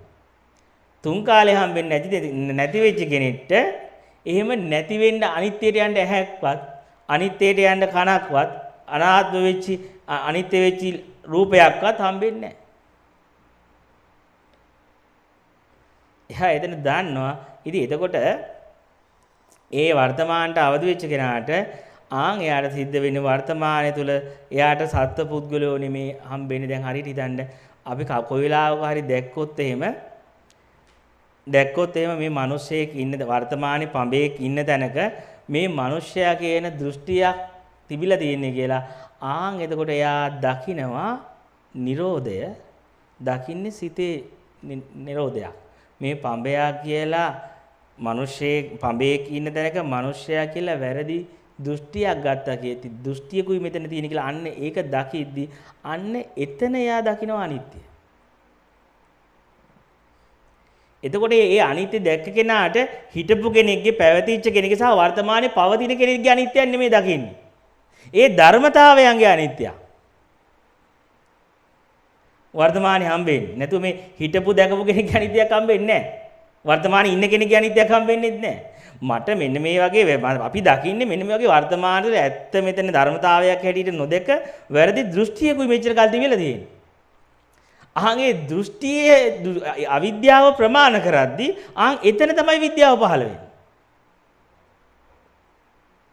අන්න එතකොට ප්‍රශ්නේ තියෙන්නේ අන්න එදාට එතන ගත්ත අරමුණ අනිත්‍ය සැබෑම අනිත්‍ය දකිද්දී මට ලෝකයක් හම්බෙන්නේ නැති වෙනවා. ලෝකයක් හම්බෙන්නේ නැතන මට මාව හම්බෙන්නේ නැති වෙනවා. මට මාව හම්බෙන්නේ ලෝකේ තියෙනකල්. ලෝකේ තියෙනකල් මම ඉන්නවා. මම ඉන්නකල් ලෝකේ සාපේක්ෂව තියෙනවා. අන්න එදාට මට වර්තමානයේ නිදහස හම්බෙනවා. වර්තමානිනු නිදහස්. මොහොතකවත් මට ඒතකොට වර්තමානයේ ඉන්නවා කියලාවත් වර්තමානයේ පවතිනවත් තැනක් හම්බෙන්නේ නැහැ මොහොතක්. එතනත් පච්චුප්පන්නයක්ම තමයි දකින්නේ. එතකොට මෙන්න මේ විදිහට දැන් ඔන්න ඔය කියන කෙනෙක් මෙතන තියෙන හෙවණැලි ටිකක් බවත් මේ හෙවණැල්ලක් තියෙන තැනක මේ සත්පුද්ගල ධර්මතාවය අරන් තියෙන්නේ මනෝවිඤ්ඤාණය බව. මනෝවිඤ්ඤාණය තුල මනෝවිඤ්ඤාණය කියන්නේ හේතු නිසා හටගත් ධර්මතාවයක් මිසක් එහෙමවත් එතන තියෙන දැනක් පවතින දෙයක් නැති බව අවබෝධයෙන් දකින්න යද්දී දැකලා මෙන්න මේ කියන පටිච්චසමුප්පාදයේ තේරුම් ගැනීම තුලම මේ සසරින් කෙනෙක්ගේ ගැලවීම සිද්ධ වෙන ගමනට යද්දී ඉස්සෙල්ලා මේ ටික එයා සුතමේ වශයෙන් දැනගන්නවා. බණ අහලා සාකච්ඡා කරලා සමහර කෙනෙක්ට මේ සුතමේ ඥානයේ දේශනාව ඇහිීම තුලම දේශනාව ඇහෙද්දිම යාගේ ගෙවීම සිද්ධ වෙනවා. ඒ කියන්නේ දේශනාව තුලම මේ අවිද්‍යාව ගෙවීම සිද්ධ වෙනවා. ඒ කියන්නේ යාට තිබිලා තියෙන පොඩි නිින්දක්. පොඩි නිින්දක ඉන්නේ පොඩ්ඩක් සතට්ටුවක් දාපු ගමන් එයා හැරිලා ඉවරයි. නැගිටිනවා හීනේ. දැකපු හීනේ. එයා හීනේ නැගිටිද්දි මේ එතකොට එයාට මේ බණ කියපු කෙනත් ඒ හීනෙම කෑල්ලක් විතර බණ අහපු කෙනත් වර්තමානේ. එතකොට එයා පොඩි නිින්දක් තියෙන කෙනෙක්ට මේ දේශනාව අහන් ඉදීම අවසානයේ මේ දේශනාව කරන කෙනත් දේශනාව අහන කෙනත් ඒ ඩ්‍රීම් එකම තමයි. ඒකවත් දෙයක් නෑ. අහපු කෙනෙක් නැති, කියන කෙනෙක් නැති ඒ ප්‍රත්‍යක්ෂයේ සිද්ධ වෙනවා. හැබැයි සමහර කෙනෙක්ට එහෙම නැහැ. සමහර කෙනෙක්ගේ නිින්ද ටිකක් බලවත් වැඩි. එයාට මේ වචන ටික ඇහුවට ප්‍රමාණවත් මදි වෙන්න පුළුවන්. ඒ වචන අහන් හිටිය පමණින් එයා 100%ක් කැඩලා යන්නේ නැහැ. ඒතර අපි යාට කියන නැවත දේශනාව අහන්න. නැවත සාකච්ඡා කරන්න. සහ නැවත ඔයා සතිපට්ඨානෙට යන්න කියලා.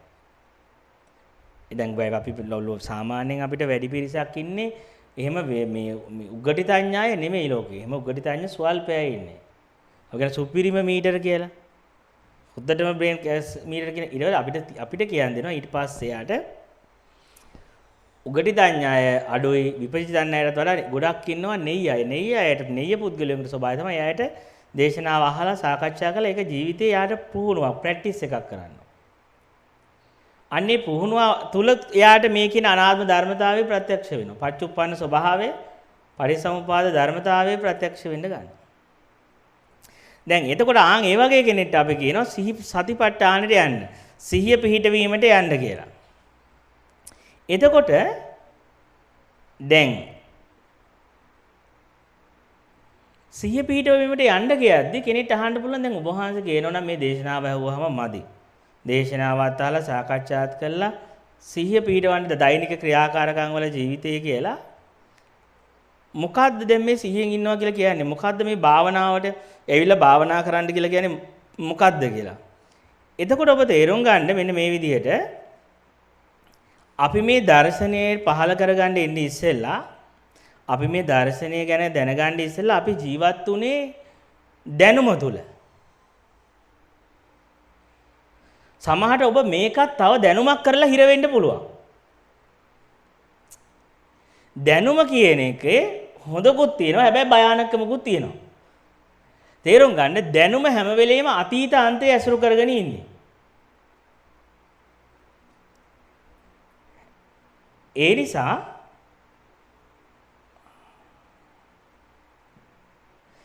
දැනුම දැන් මේ බණහද්දී යම් දැනුමක් ඇති වෙනවා. ඒක හොඳකුත් නේ. හැබැයි ඒක නරකක් තියෙනවා. මොකද මේ විඥාණය හරි කපටි මේ දැනුම කියන එක මත එල්ලුණාම. දැනුම කියන එක එල්ලිලා එයාගේ පැවැත්ම හදා ගන්නවා. ඒ නිසා අපි කරන්නේ මේ දැනුම කියන එක අවශ්‍ය ප්‍රමාණයට බණ අහලා සාකච්ඡා කරලා අරගෙන දැනුමෙන් මාර්ගය තුල ගමන් කරන්න එපා. දැනුම පොඩ්ඩකට බිමින් තියලා දැන ගැනීම තුලින් මාර්ගය යන්න. හොඳට තේරුම් ගන්න දැනුම කියන්නේ එකක් දැන ගැනීම කියන්නේ තව එකක්. දැන් කෙනෙක් මාර්ගයට එන්නේ ඉස්සෙල්ලා මේ සත්‍ය තේරුම් ගන්න ඉස්සෙල්ලා එයාලා හිටියේ දැනුම තුල. දැන් ඔබ හැබැයි තේරුම් ගන්න දැනුම පෙන්වන්නේ සිහිනය. හැම දැනුමක් ඔබ ඒ කියන්නේ හොඳට තේරුම් ගන්න දැනුම තුල ජීවත් වීම තමයි මායාව තුල ජීවත් වීම කියලා කියන්නේ. ඩ්‍රීම් එකේ ජීවත් වීම කියලා කියන්නේ සිහිනක ජීවත් වීම කියන්නේ. එහෙනම් මේ දැනුමෙන් නිදහස් වෙන්න තියෙන එකම ක්‍රමය තමයි දැන ගැනීම කියන තැනට අපි පල්ලෙහාට බහින්න ඕන. දැනුමෙන් අයින් වෙලා දැන ගැනීම කියන තැනට ආවොත් තමයි අපිට මේක ප්‍රත්‍යක්ෂයක් බවට පත් වෙන්නේ. නැත්නම් මේක තවත් එක දැනුමක් වෙන්න ඉඩ තියෙනවා. මේ විදිහට දැන ගැනීම සහ දැනුම කියන තැනට ඔය දැන් මේ බණ අහද්දී සුතමේ දැනුමකුත් එනවා. හැබැයි දැනුම තුලින් මං කිව්වේ දිගට යන්න එපා කියලා. මොකද දැනුම හැම වෙලෙම අතීත අන්තයක තියෙන. දැනුම බොරුවක්. දැන් මම මෙච්චරලා කතා කළ එක වුණත් දැන් ඔබ අතීතෙට ගියාම ඒක දැනුමක් වෙනවා. ඒක තව බොරුවක් වෙනවා. ඒ කියන්නේ කිසිම දැනුමක සත්‍ය නැහැ. හැම දැනුමක්ම දැන් ඔබ බලන්නකො මෙච්චර කල් ඔබ ජීවත් වුණේ ගෙදර ළමයා එක්ක ඉන්නවා, ගෙදර එක්ක ඉන්නවා. මම මෙහෙම වෙනවා කියලා මම නැත්තම් අනාගතයේ කියලා මම මෙහෙම වෙන්න ඕනේ, මම පොසත් වෙන්න ඕනේ, මම ගියක් හදා ගන්න ඕනේ කියලා මේ ඔක්කොම අතීත දැනුමට සාපේක්ෂව මම අනාගතය ගැන හිතන්නේ. මම අනාගතය ගැන හිතන්නේ මගේ අතීත දැනුමකට සාපේක්ෂව. මට පොසත් කියලා එකක් උගන්ලා දෙනවා. පොසත් කියන්නේ මෙන්න මේකට කියලා. ඊට සාපේක්ෂව මම ජීවත් වෙන ඒ ලෝකෙ හීනි තුල. ඒ නිසා මිනිස්සේ කැමෙලේම සංකල්පයක ඉන්නවා නම් දැනුමත් තුළ ඉන්නවා නම් ඉන්නේ මායාවක. නැති දෙයක බොරුවක ජීවත් වෙන්නේ. ඉතින් ඒ නිසා අපි හැම වෙලේම අපි දැන් බලන්නකො අපි තේ එකක් බොන්න ගියත් අපෝ මේ තේකේ සීනි වැඩි මේ තේකේ කියලා බලන්නකො ඇයි මේ තේකේ වර්තමානයේ රහ දැනෙන්නේ නැත්තේ? මම තේක බොන්නේත් අතීත දැනුමක් එක්ක. තේකට සීනි මෙච්චරයි පිටි මෙච්චරයි කියලා ගත දැනුමක් තියෙනවා. ඒ දැනුම තුළ ජීවත් වෙද්දි මට වර්තමානයේ රස විඳින්න බෑ. වර්තමානයේ තේක හරින්නේ වර්තමානයේ මිනිස්සෙක් දැකගම මට වෙන අපෝ ඔය මිනිහා මට ඉස්සර මෙහෙම කළානේ. ඒ කාලේ ඉඳලත් මම එක්කම තිබිය තරහනේ අදත් මගෙන් ඔක තමයි පිරිමහා ගත්තේ. මට වර්තමානයේ ඇත්තම මට දැනෙච්ච දුක වේදනාවක් කියලා වර්තමානයේ සැප දුක වේදනා තේරෙන්නේ නැහැ. මට පේන්නේ අර මිනිස්සයා මම එක තරහක් කරගත්තා. ඒ තරහෙන් තමයි මගේ මේ වර්තමානයේ මේ ගැහණු කෙනා මේ පිරිමි කෙනා මේ නැන්දම්ම මේ ලේලි මේ අය මේ පිරිමහා ගන්න අතීතේ මම එක හදාගත්ත ඒවා මේ හිතේ හිර කරගත්ත ඒවා තමයි වර්තමානයේ මගෙන් මේ පලි ගන්න පුළුවන් වෙලාවේ පලි ගන්න කියලා. කොච්චර බොරුවක්ද ඒක? අපි දකින්නේ දැනුම අන්නක තමයි දැනුමේ මායාව. අතීත මොනම හරි දැනකින් ඔබ විනිශ්චය කරනවා නම් ඔබ තීරණයකට එනවා නම් ඒක තමයි බොරුව. අපි ඔබ අතීතය ඉගෙන ගත්ත මොනම හරි දෙයකින් වර්තමානයේ තීරණය කරනවා නම් ජජ් කරනවා නම් හිතනවා නම් කල්පනා කරනවා අතීත දැනුමකින් ඒක තමයි මායාව. ඒක තමයි මිරිගුව. එහෙම එකක් නෑ. ඒක තමයි ඔබ දකින්න සිහිනි. මොකද ප්‍රශ්නේ තියෙන අතීත දැනුමින් ඔබ වර්තමානයේ ගැන වර්තමානයේ දකින්න දේ අතීත දැනුම ඇසුරු කරගෙන වර්තමානයේ දකින්න අහන දැන දේ ගැන හිතද්දි කියද්දි ඔබ හිතනවා ඒ හිතන්නේ වර්තමානයේ පේන දැනෙන දේ කියලා. නෑ අතීත ගත්ත බොරු දැනුම. මම මේ කියපු දේවල් අල්ලන් හිතුවත් එච්චර තමයි. ඒ නිසා දැන් මම දැන් ඔබට මේ ටික අහගෙන ඔබට පුළුවන් ද හරි ඔන්න හාමුදුරුවෝ අද පැයට බණක් කිව්වා. හරි එහෙනම් මේ හැම තැනක තියෙන පච්චුප්පන්නාය දම ආයෙන ඔක්කොම පටිසමුප්පන්නයි අනිත්‍යයි දුක කියලා හිතනවා. ඒ හිතන්නේ මම මේ කියපු බණ ටික අහලා දැනුමනේ. ඒක නෙවෙයි වෙන්න ඕන. ඔබ වර්තමානට දැන ගැනීමට ගියා නම් ඔබ පච්චුප්පන්න ස්වභාවය දකි. දකින්න එකයි මේ බණ ටිකම අහලා දැනුමක් කරගෙන පැත්තකට ඉහලා කල්පනා කරන එකයි දෙක.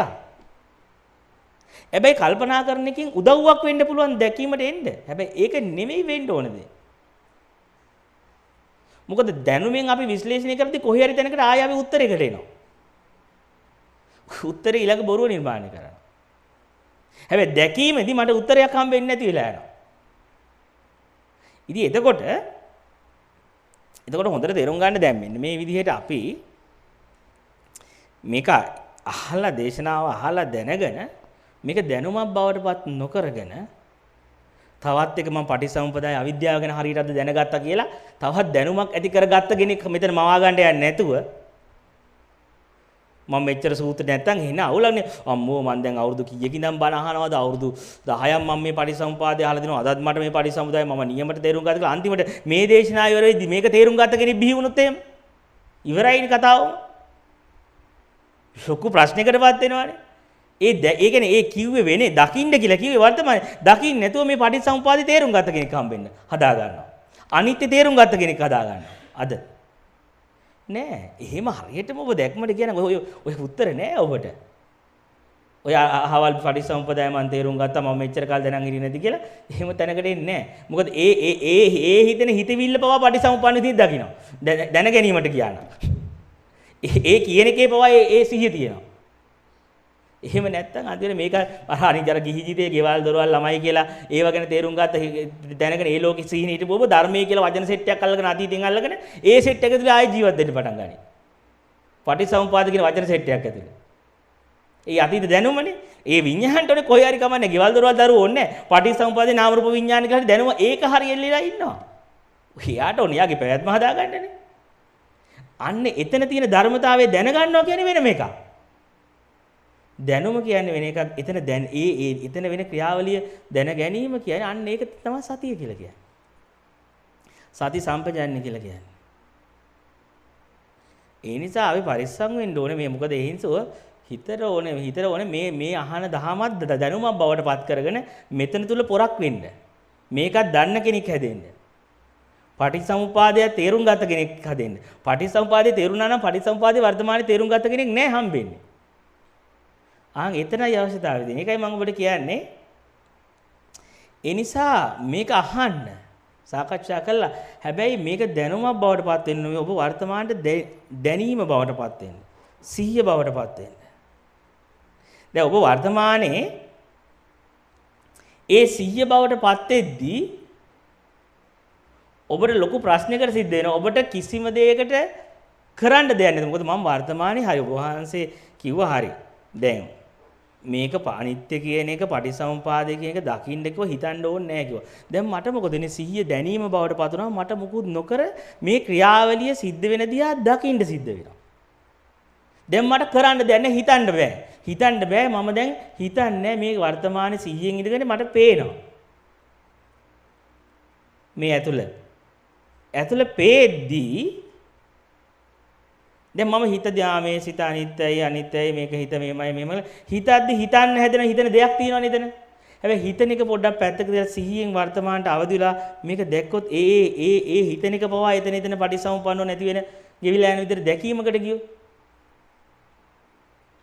ආන්ගේ දැකීමට ගියොත් මට වර්තමානයේ පවා පටිසමුපාදේ දකින්න කෙනෙක්වත් දකින්න දෙයක් හම්බෙන්නේ නැහැ. ලේබල් ගහන්න බෑ. උද්දු නිකන් සාක්ෂියක් විතරයි. එතන තියෙන ප්‍රශ්නේ තමයි එතනින් එහාට ලොකු පාළුවකට අපි යනවා. මම වර්තමානයේ මේ පටිසමුපාදේ දැකීම සිහිය අවදිය මේ මොහොතේ අවදිය බවට පත් වුණොත් මට මාර පාළුවකටපත් වෙනවා. ඔන්න ඔය පාළුවට අපි පුදුම අකමැත්තක් තියෙනවා. ඔය පාළුව තුල තමා නිවන තියෙන්නේ කියලා පිළිගන්න. ඊයේ ළමෙක් ආවා. කියලා මාව හම්බෙලා තරුණ ළමයි. ඒ ළමයා කිව්වා මට මේ හාඳුනේ මට මේ දර්ශනය තේරුම් අරගෙන යද්දි මට මේක තේරෙනවා. හැබැයි මට ගෙදර ඉද්ද වෙලාවේදී මට මේ මුකුත් නොකර මට පාළුව මට වැඩ නැති වෙලාවේ මට පාළුව සෙට් වෙනවා. මට මේක ඉන්න බෑ. මම ඒ ටයිම් එකට මම ගෙදර යන්නේ වැඩ ඇරලා යද්දි මම දන්නවා පැය 3ක් මට මෙහෙම ඉන්න වෙනවා පාළුවක් තුල. මුකුත් නොකර ඉඳලා ඒ තුල මට දරන්න බෑ. මම ඒ නිසා යන ගමන් ගංජයි ටැබ්ලට්ුයි ඔක්කොම අරන් යනවා. ඒ ටයිම් එක මකන්න. ඇඩික් කියලා දැන් ඌ ඊ ආවිල්ලා මට කියනවා ගැලවෙ ගන්න බෑ මට දැන්. කොච්චර මං ඇඩික් වුණාද කියලා මේ පාළුවට මූණ දෙන්න බැරුව මං දැන් ටැබ්ලට් වලට ඇඩික් කියලා ගංජා වලට ඇඩික් කියලා කුඩු නම් ගැහුවේ නැහැ කිව්වා තාම. ඒ දෙකට ඇඩික් වෙලා දැන් මට ගැලවන්න බෑ පුදුම සික් එකක් කිව්වා තියෙන්නේ. පුදුම විදිහේ වේදන ඒ ටයිම් එකට කොහෙන් හරි මට ඕනේ කිව්වා ඒ දෙක එක. ඔය පාළුව එන්නේ මම දන්නවා ගෙදර මේ පැය තුන මට ඉන්න වෙනවා කියලා. ඉතින් බලන්නකෝ අපි වුණත් ඔන්න ඔය පාළුව මකන්නනේ මේ ඇඩික් කියලා ඉතින් බැඳින් හදාගෙන තියෙන්නේ. සෙක්ස් කරන්නේ ඔක්කොම කරන්නේ අපිත් ඒ ළමයා වගේමයි අපි ওই ටයිම් එකට බයයි. පාළුවට ෆේස් ටු ෆේස් මොන දෙන්න බයයි. ඒකට කාහෙක් හරි ආදර සම්බන්ධයක් පටන් ගන්නවා. මුඛාකාරී සින්දුවක් අහන්න පටන් ගන්නවා. මොකක් හරි ෆිල්ම් එකක් බලන්න පටන් ගන්න. මොනවා හරි ටැබ්ලට් එකක් ගන්න පටන් ගන්න. මොනවා හරි ගංජා ගහලා හරි මේ ටයිම් එක පාස් කරන්න බලන්න. මොකද උතනදී පුකුත් කරන්න දෙයක්. ඉතින් භාවනාව වැඩේ තියෙන්නේ අනිත්‍ය වර්තමානට අවිදලා මේක දකින්න කිව්වම ගෙනියන්නේ අර තනිකමට. අර පාළුවට. ඉතින් ඒක නිසා අපි හිතනවා මීට වඩා නැද්ද ඔය මොනවා හරි මෙනෙහි කර කර හිටියොත් අනිත්‍යයි අනිත්‍යයි රූපානිත්‍යයි සංඥානිත්‍යයි අර එතකොට මොකක් හරි ගම මේ පාළුව මකන්න පුළුවන් නේ. මේක වකලා මොකක් හරි ගේමකට ගහන්න පුළුවන් ගේම කියලා අන්නේ ඒ අපි නිවන නෙමෙයි අපිට ඕනේ ආයෙත් මේ විඥානේ පැවැත්ම හදාගන්න. විඥානේ කැමති නෑ. විඥානේ දන්නවා මම මේක මේ සිහියෙන් වර්තමානයට අවදි වුණොත් මාව සෙට් වෙන්නේ පාළුවට. මම යන්නේ තනිකමට. හුදකලාවට. ඒ හැබැයි එතන නිවන තියෙන. එතන මමයට කරන්න දෙයක් නෑ. එතන මමයට පැවැත්තක් නෑ. මම සම්පූර්ණ මාව දෙන්න වෙනවා. මාව අත්හරින්න වෙනවා. ඒ නිසා අපි ඒක නතර කරන්න මොනවා හරි අනිච්චයි දුක්ඛයි මෙහෙමයි ළමයා ගෙදර කියලා සංඥා හදන්න බලන වර්තමානට මොනවා හරි ලේබල් ගහන්න පටන් ගන්නවා. මේක මෙහෙමයි අපි හරිය ආසයි කඩ ඉන්න බෙදා ඉන්න විශ්ලේෂණ කර ඉන්න දකින්නවා කියන තැනදී පුල්ලහුල්. ඒක දැකීම කියන තැනට යද්දි මාව කෙලින්ම යන්නේ අර හුදකලාවට. දැකීම කියන තැනට යන්නේ තනිකමට. එතන නිවන තියෙන්නේ කියලා ඒක කියලා අපි කවුරුවත් විශ්වාස කරන්නේ. නිවන තියෙන්නේ ඔන්න උතන තුල. ඔබ වැඩි වෙලා යන්නේ නැහැ මේ දර්ශනය අහලා 100 වර්තමානට අවදි වුණොත් ඔබ ටක් ගාලා ගෙනින ඔය හුදකලාවට. ඔය පාළුවට ගෙනින. ඔබට දර්ශනය ප්‍රත්‍යක්ෂයට ගෙනින. හැබැයි ඔබ කවදාකවත් ඔබ හිතන්නේ ඒක නිවන කියලා. එතනයි නිවනට දකින්න ඔච්චර දඟලන්න ඕනේ නැහැ. ඔච්චර තටමන්න ඕනේ නැහැ. වැඩි දවසක් යන්නේ නැහැ. ගෙලින්ම ගෙනියන්නේ ආය හරියට දර්ශනය අහගෙන විනාඩියක් දෙක දවස් දෙක තුනක් 100 පීඩවල බලන්න කෙලින්ම අර හුදකලාවට ගෙනියනවා. හැබැයි අපිට මෙන්න මේක අපි නිවනට ආසනට ඔන්න ඕකට ආස නැහැ. ඔන්න ඔතන හරහා නිවන තියෙන්නේ කියලා අපි කවදාකවත් පිළිගන්නේ නැහැ. මොකද ඔතන හරහා මරණය වෙනවා මගේ. ඒ නිසා මන් දන්නේ භාවනා කරන අයගේ මගේ ලෝකේ මන් දන්නේ කමඨාන් සුද්ධ කරද්දී හැමෝම අහන දෙයක් තමයි හාඳුරුනේ මේ පාළුවට ගිහිලා තිනව ඇතුළ දැන් මොකද කරන්නේ ඊළඟට මොනවද කරන්නේ මෙතන මෙනෙහි කරන්නද මොනවා හරි මේක මොනවා හරි නාම රූප වශයෙන් බලන්නද මෙතන අනිත්‍ය වශයෙන් බලන්නද මේ ආය අහනවා මොනවා හරි කරන්නද කියලා. ඉතින් ඕනේ එතන ඒ ධර්මතාවයේ දකින්න. මිස මේ බලන් හිතන්න ඕනේ නැහැ. හිතනවා කියන්නේ එතකොට විඤ්ඤාණයට තියෙන අතීත දැනුම. මම මොනවා හරි හිතන්න යද්දිම මං කන්ඩිෂන් වෙලා ඉන්නේ. අර භාවනා මධ්‍යස්ථානයේ ඇතිව බුරුමේ ඒ භාවනා මධ්‍යස්ථානයේ හරි වැඩක් වුණා. ඒ බුරුමේ තියෙනවා භාවනා පොත තියෙනවා. කවුරු ඒ හොඳ පුස්තකාලයක් තියෙනවා. ඊට කමඨාන් සුද්ධ කරද්දී හරියටම අර කෙනා පොතේ ටික ගෙවිලා කිව්වොත් එහෙම ඔයා සෝහන් කියලා මාර්ගඵලෙ දෙනවා. පොතේ එක හරියටම කටපාඩම් කරන් ඇවිල්ලා කිව්වේ නැත්තම් කමඨාන් සුද්ධ කරද්දී ඉහුරුට කියලා මේ ඔයාට මේ භාවනා හරි ගිහිල්ලා නැහැ කියලා. භාවනාව හරි ගිහිල්ලා නැහැ කියන්නේ ඉතින් එතකොට බලන්න එතකොට ඒ එතන හිටපු ශිෂ්‍යයෝ කොච්චර බ්‍රේන් වොෂ් වෙනවද? යාලා පුස්තකාලේ ගිහලා පොත් ටික කියවලා ඇවිල්ලා පටිච්චසමුපාදේ තියෙන ලිස්ට් එක කියවලා ඇවිල්ලා ඒ ටික ගුරුවරයා ඉස්සරහා කිව්වට පස්සේ මම අනිත්‍ය දෙක නාම රූප අනිත්‍ය දෙක විඤ්ඤාණ දෙක ඔය සෙට් එක කියපු ගමන් ආරයා මාර්ගඵලෙ දෙනවා. ඉතින් ආරයා ඉවරනේ. ආරයාගේ ආත්මය දැනුම ප්‍රකාශ කරපු ගමන් අර ගුරුවරයා හිතනවා හරි මෙයා සත්‍ය අවබෝධ කළා කියලා. බලන්න කොච්චර නොමග යවනවද යාව. මේ වර්තමානයේ සිහියෙන් අත්දකින්න තියෙන දර්ශනය දැනුමකට ලක් කරවලා ඒ දැනුම තුළ බ්‍රේන් වොෂ් කරලා ඒක ගැන හිතලා බ්‍රේන් වොෂ් එකක් නිවන කියලා ගන්නවා ඊට පස්සේ. ඉතින් නිබ්බාණය කියන්නේ බ්‍රේන් වොෂ් වීමක් නෙවෙයි මිනිස්සෙගේ. ඒක සිහියෙන් දකීමක්. එතන මේ වර්තමානට අවදි වෙලා ඒ ධර්මතාවය සිහියෙන් දකිනවා. ඉතින් ඒ නිසා අන්නේ වගේ අපි මේක සමහර විට පටලව ගන්න පුළුවන් බ්‍රේන් වොෂ් වීමක් කියලා. හැබැයි ප්‍රශ්නේ තියෙන්නේ ප්‍රැක්ටිකලි මේක යද්දි අමාරුයි. අර වගේ හිතා යද්දි පොඩ්ඩක් ලේසි මේක. කෙලින්ම ෆේස් ටු ෆේස් සත්‍යයට මුහුණ දෙන්න ගියාම සත්‍ය හුදකලයි. සත්‍ය එන බෝරි. දැන් අපි ඔන්න 100න් මේක හොඳට මේ මොහොතට අවදි වෙලා 100 පිහිටවගෙන මේ එන සිතේ අනිත්‍ය දකිමින් ඉන්න මොකද වෙන්නේ එන්න ඇතුලේ හිස් වෙනවා. පාළුවට යනවා. පාළුවට ගියාට පස්සේ හුදකලාවට ගියාට පස්සේ විඥාණයට ඇඩ්‍රස් දැන් නැති වෙනවා. එයාට මැරණේනේ යාගේ. එයා දැන් මැරෙන්නනේ යන්නේ. එතකොට එයාට තියෙන්නේ මොනවද? පුදුම විදිහට පොඩි කාලේ මතක ගේනවා.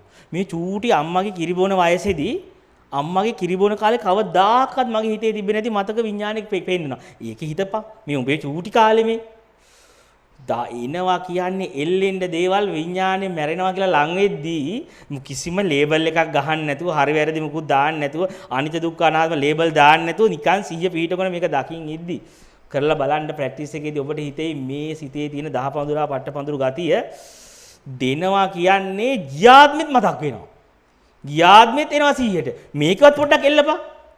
හරියට නිකන් අර මෙහෙම ඉඳන් සමහර අය මහාන වෙන්න ආවට පස්සේ අර ඥාතිත් කතා කරනවා මේ කවදාකවත් ආදරය කරපු නැති අය ආදරය කරනවා අර ඥාතිත් එනවා මේ ඥාතිත් එනවා මෙයාලත් කතා කරනවා අනේ අම්මේ ඇයි මෙහෙම උනේ කියලා අහනවා බලන්න ඔය නිකන් බලන්න මහාන වෙන්න නිකන් බොරුනම් ඔයාලට ගෙදර ඇතැල්ල එන්නකො මහාන වෙන්න මෙහෙට මේ කවදාකවත් තිබෙන්නේ නැති ඥාතික මේ කවදාකවත් කතා කරපු නැති අය කවදාකවත් හම්බෙන්න ආපු නැති අය මේ ඇවිල්ලා පුදුම විදිය ප්‍රේමයක් පුදුම විදිය ඥාතිකම පුදුම විදිය ප්‍රේමයක් දක්වන හැටි මොකටද මේ අපිට ආදරේටද මොකක්වත් නැහැ.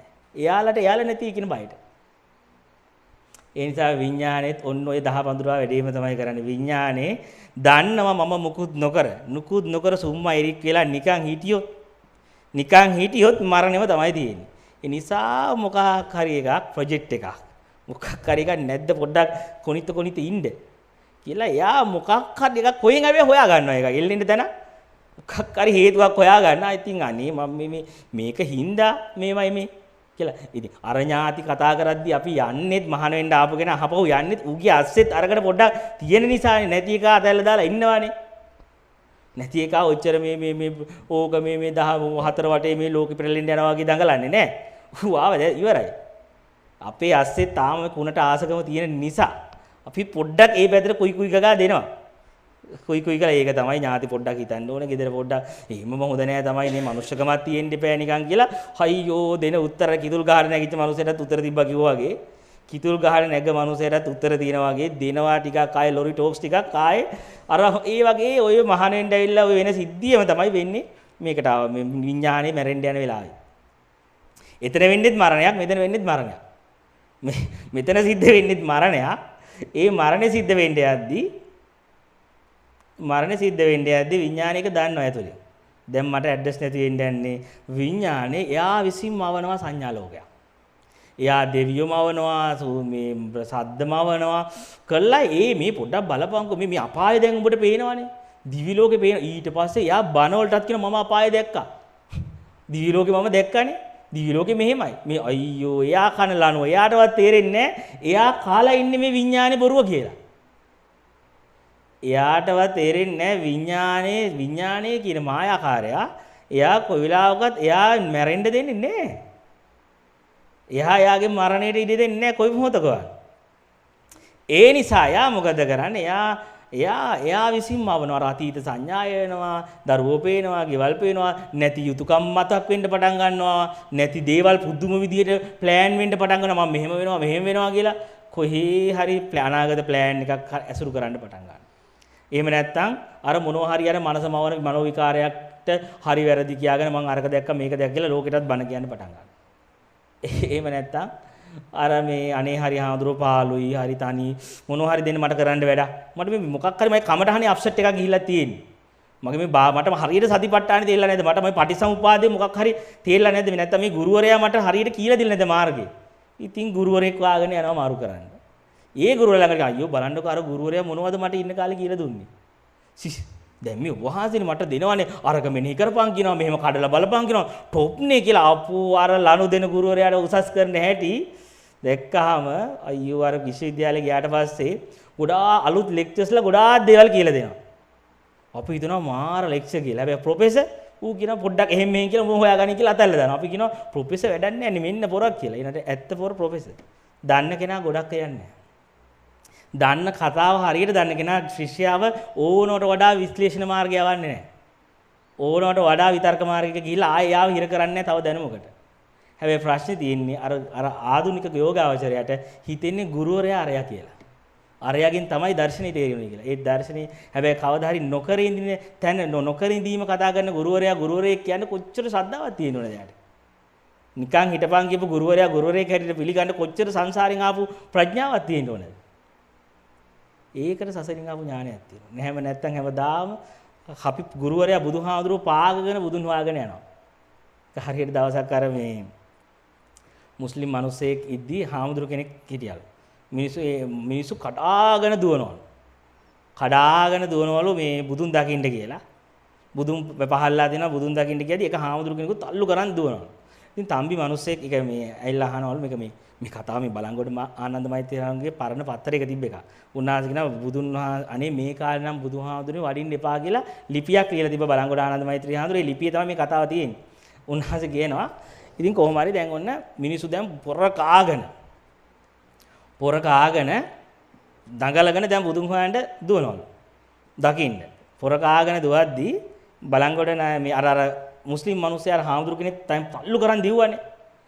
අර හාමුදුරුන්ට කතා කරලා ඇහවලු සාදු දානේ වැළඳුවද කියලා. කිව්වලු පිට දානේ වැළඳුවේ නැහැ කියලා. එහෙනම් සාදු වෙන්න අපේ කඩේට දාන ටිකක් දෙන්නම් කියලා දැන් දානේ දෙනවලු. දානේ දීලා ඇහවලු සාදු මේ ඇත්තද මේ ඔක්කොම බෞද්ධය දුවනවා බුදුන් වහන්සේ ඇවිල්ලා කියලා. බුදුහාමුදුරුවෝ වැඩලා කියලා මේ සාදු දුවනවා ඇත්තද කියලා ඇහවලු. කවුද සාදු බුදුහාමුදුරුවෝ කියලා. කිව්වලු ඒ වැඩිය බුදුහාමුදුරුවෝ මං කිව්වලු. ඒ වැඩිය බුදුහාමුදුරුවෝ මං ඔක්කොමලා බුදුහාමුදුරුවෝ පාගගෙන දුවනවා. මුසිදින් එන්නේ ඉතින් කතාව කියන නිවනත් ඔන්න ඔයගේ තමයි නිවන දැනුත් තියෙනවා මෙන්න මේ නොකිරීමට දැන්ට යන්න බෑනේ අපිට ඒ අපි බුදුන් පාගෙන තව මේ අපි ගිහි මේ භාවනාව දවසින් දෙකකින් ගෙනියන ඔතෙන්ට මේක නෑ මේකලා බුදුන් පාගෙන අපි මොකද්ද බුදුන් හොයනවා අපි කරන දෙයක් කියන එන්නේ මුළු පාත් එකේම තියෙන නොකිරීම කියන එක අපිට තේරෙන්නේ සීලේ තියෙන්නේ බලන්න සීලේ කියන්නේ මොකද්ද දැන් අර එහවනම මේ සීලිය සමාධි ප්‍රඥා ඕනේද හරි බලන්න සීලේ මොකක්ද තියෙන්නේ සත්තු මරන්න එපා හොරකම් කරන්න එපා. කාමීත්‍යාචාරය දෙන්න එපා. බොරු කියන්න එපා. බොන්න එපා. බලන්න මුළු පහම මොකද්ද තියෙන්නේ නොකරන්න කියලා තියෙන්නේ. ඕකනේ අපිට නොකර ඉන්නනේ දැන් සීලය උගන්වන්නේ නොකරපන් කියලා. නැද්ද? සීලය කරන්න කියලා කිසි දෙයක් කියන්නේ නැහැ. සීලෙත් මුළු සීලෙම තියෙන නොකිරීම. ඊට පස්සේ බලන්න එහෙනම් මේ නොකර ඉන්නනේ පොඩ උගන්වන්නේ. හැබැයි මමත්වයට බෑ. මමත්වයට නලියන්න ඕනේ, කරන්න ඕනේ. අහවල් දේ කරන්න ඕනේ, අහවල් පින්කම කරන්න මුළු නොකර ඉන්න එක තමයි සීල කියලා කියන්නේ. බෑ එතකොට හරි කම්මැලි වගේ සීල කියලාත් මොන හරි කරන්න දෙයක් නැද්ද නෑ නොකර හිටපන් ඊට පස්සේ බලන්න භාවනාවෙත් අන්තිමට බුදුරජාණන් වහන්සේ සතිපට්ඨාන මේ බොජ්ජංග ධර්ම වල උගන්වන්නේ විරාගානුපස්සී නිරෝධානුපස්සී වොස්සග්ග පරිණාමී පටිනිස්සග්ගානුපස්සීව මාර්ගය වඩන්න කියන්නේ ඒ කියන්නේ බුදුරජාණන් වහන්සේ කියන්නේ අන්තිමට ඔබ නොකර ඉන්න තැනට ඵලයක් මුකුත් නොකර ඉන්න තැනට ගිහිල්ලා ඊට පස්සේ උඹ හදාගත්ත සතිය දිහා විරාගානුපස්සීව බලපන්. නිරෝධානුපස්සීව බලපන්. පටිනිස්සග්ගානුපස්සීව බලපන්. වොස්සග්ග ඒ කියන්නේ ඒ උගන්වන්නේ මොකක්ද දන්නද? දැන් විඤ්ඤාණයට මුකුත් නැහැනේ එල්ලෙන්න දෙයක්. අපි දැන් මාර්ගේ වැඩුවා සතිපට්ඨානෙ වඩ아가න සිහිය වඩ아가න ගියාම විඤ්ඤාණය මාර්ගය තුල එල්ලෙන්න පටන් ගන්නවා. බුදුහාරෝ කියන්නේ මහණෙනි නිවන් මාර්ගයේ පවා සංකතයක්, පටිච්ච සමුප්පන්න දෙයක්. ඒකත් පච්චුපන්න දෙයක්. ඒක දිහා මොකද විඤ්ඤාණයට අන්තිමට එල්ලෙන්න දෙයක් නැතුනහම ගිහිල්ලා අපි ප්‍රැක්ටිස් එක ගන්න ප්‍රැක්ටිස් එකකින් ආපු සමාධිය ප්‍රැක්ටිස් එකෙන් ආපු ප්‍රඥාව ප්‍රැක්ටිස් කරලා සිහිය හදාගත්ත සිහිය තියෙනවානේ. ආන්ගේ සිහිය මත විඤ්ඤාණය එල්ලෙන්න පටන් ගන්නවා. එතකොට බුදුරජාණන් වහන්සේ කියන්නේ එහෙනම් සත්ත්ව බොජ්ජංගවල කියනවා හදාගත්ත සතිය දිහා විරාගානුපස්සීව බලන්න. විරාගානුපස්සීව බලනගෙන සතියට බැඳෙන්න එපා.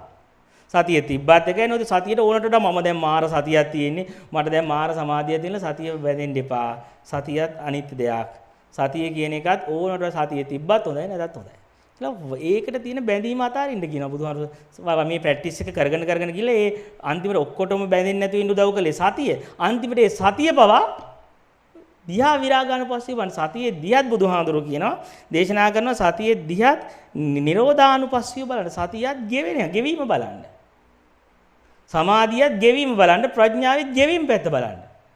ඒකේ තියෙන්නේ නිරෝධය. ඒක ආත්මයකට අයිති දෙයක් නෙමෙයි. ඒක නිත්‍යයට අයිති දෙයක් නෙමෙයි. අන්තිමට මේ අඩේට ගත්ත මේ කෙස සංස්කාරයන්ගෙන් ගෙවෙන්න ගත්ත ආර්ය අෂ්ටාංගික මාර්ගය සංස්කාරයක්. ඒක සංස්කාරයක්. ඒක ඊට පස්සේ අන්න ඕක මම කියලා ඒ සංස්කාරය මේ සතිය මම කියලා ගන්න එක තමයි විද්‍යාව. එතකොට දැන් එහෙම ඒක තේරුම් ගන්න දැන් මේ ඊට පස්සේ දැන් අපි මේ විදිහට දැන් සතිය පුහුණු කරගෙන යද්දී ඊට පස්සේ මොකද වෙන්නේ අපි තේරුම් ගන්න මේ සිහිය පුහුණු කරගෙන සිහිය දිහා මං ඇලෙන එක අතහරිනවා සිහියත් අනිත්‍ය විදිහට දකින්න පටන් ගන්නවා. ඒ කියන්නේ බලන්න ඔන්න ඔය ටික තමයි ආනාපාන සති භාවනාව පියවර 32ක් තියෙනවානේ. පියවර 32 මුලින්ම ආනාපාන සතියෙන් පටන් ගන්න ප්‍රීති පරිසංවේදී වලට ඇවිල්ලා සුඛ ඊට පස්සේ චිත්ත පරිසංවේදී සංඥා වේදනා ගෙවීම වල අන්තිමට ධම්මානුපස්සනාව වඩද්දී ආනාපාන සති සූත්‍රය උගන්වන්නේ අනිච්චානුපස්සීව විරාගානුපස්සීව නිරෝධානුපස්සීව බලන්න. ඒක දිහා. එතකොට මේ එහෙම බලන ගමන් බලනවා මම නිවනට නැඹුරු වෙලා ඔස්සග්ග පරිණාමියව බලනවා කියලා කියන්නේ මම කොයි වෙලාවකවත් ස්මාර්ට් වෙන්න යන්නේ නැහැ. දැන් බලන්නකො සමහර අය අපි කියන සමහර අය කිරි කලයේ ගොම කඳුලයි කියලා මේ හොඳට හන වෙනවා, සිල් රකින්නවා, භාවනා කරලා අයියෝ මනිනවානේ ජජ් කරනනේ. බලන්නකො මං අරයට වඩා සිල්වත්නේ. බලන්නකො මට සමාධිය තියෙනවානේ. බලන්නකො මම මේ කැපවීම කරානේ කියලා අන්න අර කැපවීම පොරබ ගතියට අහු වෙනවා. මම ලොකු කැපවීමක් කරානේ අනිත් අයට වඩා. අනිත් මිනිස්සු නම් මේ මොනවද මේ ලෝකෙට ඇවිල්ලා ඉන්න මං ඔක්කොම අතෑරියානේ. මං ඔක්කොම අතෑරියානේ කියලා අන්තිමට ඒ අත්හැරීම ASCII පොර වෙනවා. සමාධිය ASCIIෙන් අහු වෙනවා. සතිය ASCII අහු වෙනවා. සීලය ASCII ආය අහු වෙන්න ගන්නවා. අන්න ඒකයි කියන්නේ නිවනටම ඔස්සග්ග පරිණාමිය මාර්ගේ වඩන්න. ඔස්සග්ග පරිණාමිය මාර්ගේ වඩන්න කියන්නේ ඒ කියන්නේ ඔස්සග්ග පරිණාමිය මාර්ගේ වඩනවා කියන්නේ නිවනට ඒ කියන්නේ නිවන ඇරෙන්න මොකකවත් පිටින්නේ නැහැ. මොකකවත් අම්මෝ මම අරක දැක්කම සමාධිය දැක්කම එහෙම වුණොත් අර කිරි කලයේ ගොම හරි හොඳ කියන්නේ ඔක්කොම අතල්ලා මහාන වෙලා කිරි කලයේ ගොම කඳුල ඉවරයි. ඉතින් අර ඒකෙන් පොර වුණොත් එහෙම ඒකේ නිවන්ට නැඹුරු නෑ. ඒකෙන් අයියෝ මම සමාධිය මට තියෙනක බලපු ගම සංසන්දනයේට ගියපු ගම කිරි කලයේ ගොම කඳුලයි. වැඩේ කිරි කලයේම වැඩන්නේ. අර මුළු සමාධියම වැඩන්නේ. අර සතියෙම වැඩන්නේ. ඉතින් බලන්නකො දේවදත්ත හාමුදුරන්ට ඒකනේ උනේ. දේවදත්ත හාමුදුරන්ට හොඳට සීලයක් තිබ්බා. සීලයක් නැතුව සමාධියක් ඉන්නේ නෑනේ. දේවදත්ත හාමුදුරන්ට හොඳ සීලයක් තිබ්බා. හොඳ සමාධියක් තිබ්බා. ඒකනේ මම මැවීම් පවා කරන්න පුළුවන් මට්ටමට එහෙමනේ අජාසත් රජු මේ වශී කරගත්තේ. හැබැයි එච්චර තිබ්බ දේවදත්ත හාමුදුර එච්චර සීලයක් තිබ්බ. එච්චර සමාධිය තිබ්බ දේවදත්ත හාමුදුරන්ට අන්තිමට උනේ මොකද්ද? ඕනේ වුණා බුදුහාමුදුරන්ට වඩා පොරක් වෙන්න. මට ඒක වෙන්නේ අර මම දැන් මේ සිල්වත් වෙන ASCII ඔන්න ඔක 100ෙන් දකින්න ඔන්න ඔක තමයි විපස්සනා කියලා කියන්නේ. අනුසේ කෙලස් කියන්නේ ඔක මම මේ වඩන සිහිය ASCII මගේ සමාධිය ASCII මගේ මේ ප්‍රඥාව ASCII සියුම් විදිහට හැංගිලා තියෙන්න පුළුවන්. ඒක ASCII කෙනෙක් වෙන්න සහ සංසන්දනය කරන ගතිය. අන්න ඔක දකින්න. ඔස්සග්ග පරිණාමිය මාර්ගේ වඩන්න. ඔස්සග්ග පරිණාමිය මොකද නැත්තම් අන්තිමට මාර්ගයේ තුලින්ම අපි දන්නේ නැහැ. ඒකට දේවදත්ත අහන්න උනේ මාර්ගයේ තුලින්ම අහු වුණා. මාර්ගයේ ASCII මාර්ගයට වඩා කෙනෙක් වෙන්න ගියා. ආන් ඒක නිසා ඔස්සග්ග පරිණාමිය මාර්ගේ වඩන්න කියනවා. ඒ වගේම පටිනිස්සග්ගානුපස්සී කියන්නේ අත්දකින්නේ මොකද්ද? අත්දකින්න දේ මම කියා ගන්න එපා. අත්දකින්න දේ මම කරගන්න එපා. අතාරින්න එතන. අත්දකින්න දේ ආයෙ හොයන්නත් එපා. ඉතින් ඔන්න ඔය විදියට තේරුවොත් ඔන්න උතන අපිට පටිසම්පාදේ ප්‍රත්‍යක්ෂයට යන්න පුළුවන්. එහෙම නැත්නම් අපි ගිහලා ආයෙ කොහේ හරි තැනකට දෙයක් කරගෙන කෙනෙක් කරගෙන හිර වෙන්න පුළුවන්. ඒතර එහෙනම් අවිද්‍යාව කියන්නේ වෙන මොකක්වත් නෙවෙයි අන්තිමට මාර්ගය හරහා කෙනෙක් වෙන්න හදන එක. මාර්ගය හරහා පොරක් වෙන්න හදන එක. මාර්ගය ගිහලා නිකන් ඉන්න බැරිකම. මට තව කමටහනක් දෙන්න බැයිද? මට ඊළඟට මොකද්ද කරන්න ඕනේ කියලා අර නිකන් ඉන්න බැරිකම තමයි අවිද්‍යාව කියලා කියන්නේ. වෙන හොඳට තේරුම් ගන්න මේ මාර්ගය විතර ටික ටික තියෙන සුම්මයිරක නිකන් හිටපන්. මේ නිකන් ඉන්න බැරිකමට අපි කියනවා අවිද්‍යාව කියලා. දඟලන්න ඕන, නලියන්න ඕන, කරන්න හදනවා. ඔන්න ඕක තමයි අවිද්‍යාව. ඕන් ඔය අවිද්‍යාව දකින්න. පොරක් වෙන්න හදන අවිද්‍යාව දකින්න. දකින්න අන්න එතකොට ටික අවිද්‍යාවෙන් ගෙවෙනවා. අවිද්‍යාව නිරෝධය සිද්ධ වෙනවා. හොඳයි මම හිතන්නේ අපි අද ගොඩක් කාලෙ ගත්ත පැය විනාඩි 40කට කිට්ටු වෙන්න. ඉතින් අපි දේශනාව අදින් අවසන් කරමු. අදට පරිසම්පදා දේශනාවලිය මේ හැම දිනාටම ඒ පටිසම්පාදය අවබෝධ කර ගැනීමටම මේ දේශනාව හේතු උපකාර වේවා කියලා ප්‍රාර්ථනා කරමු.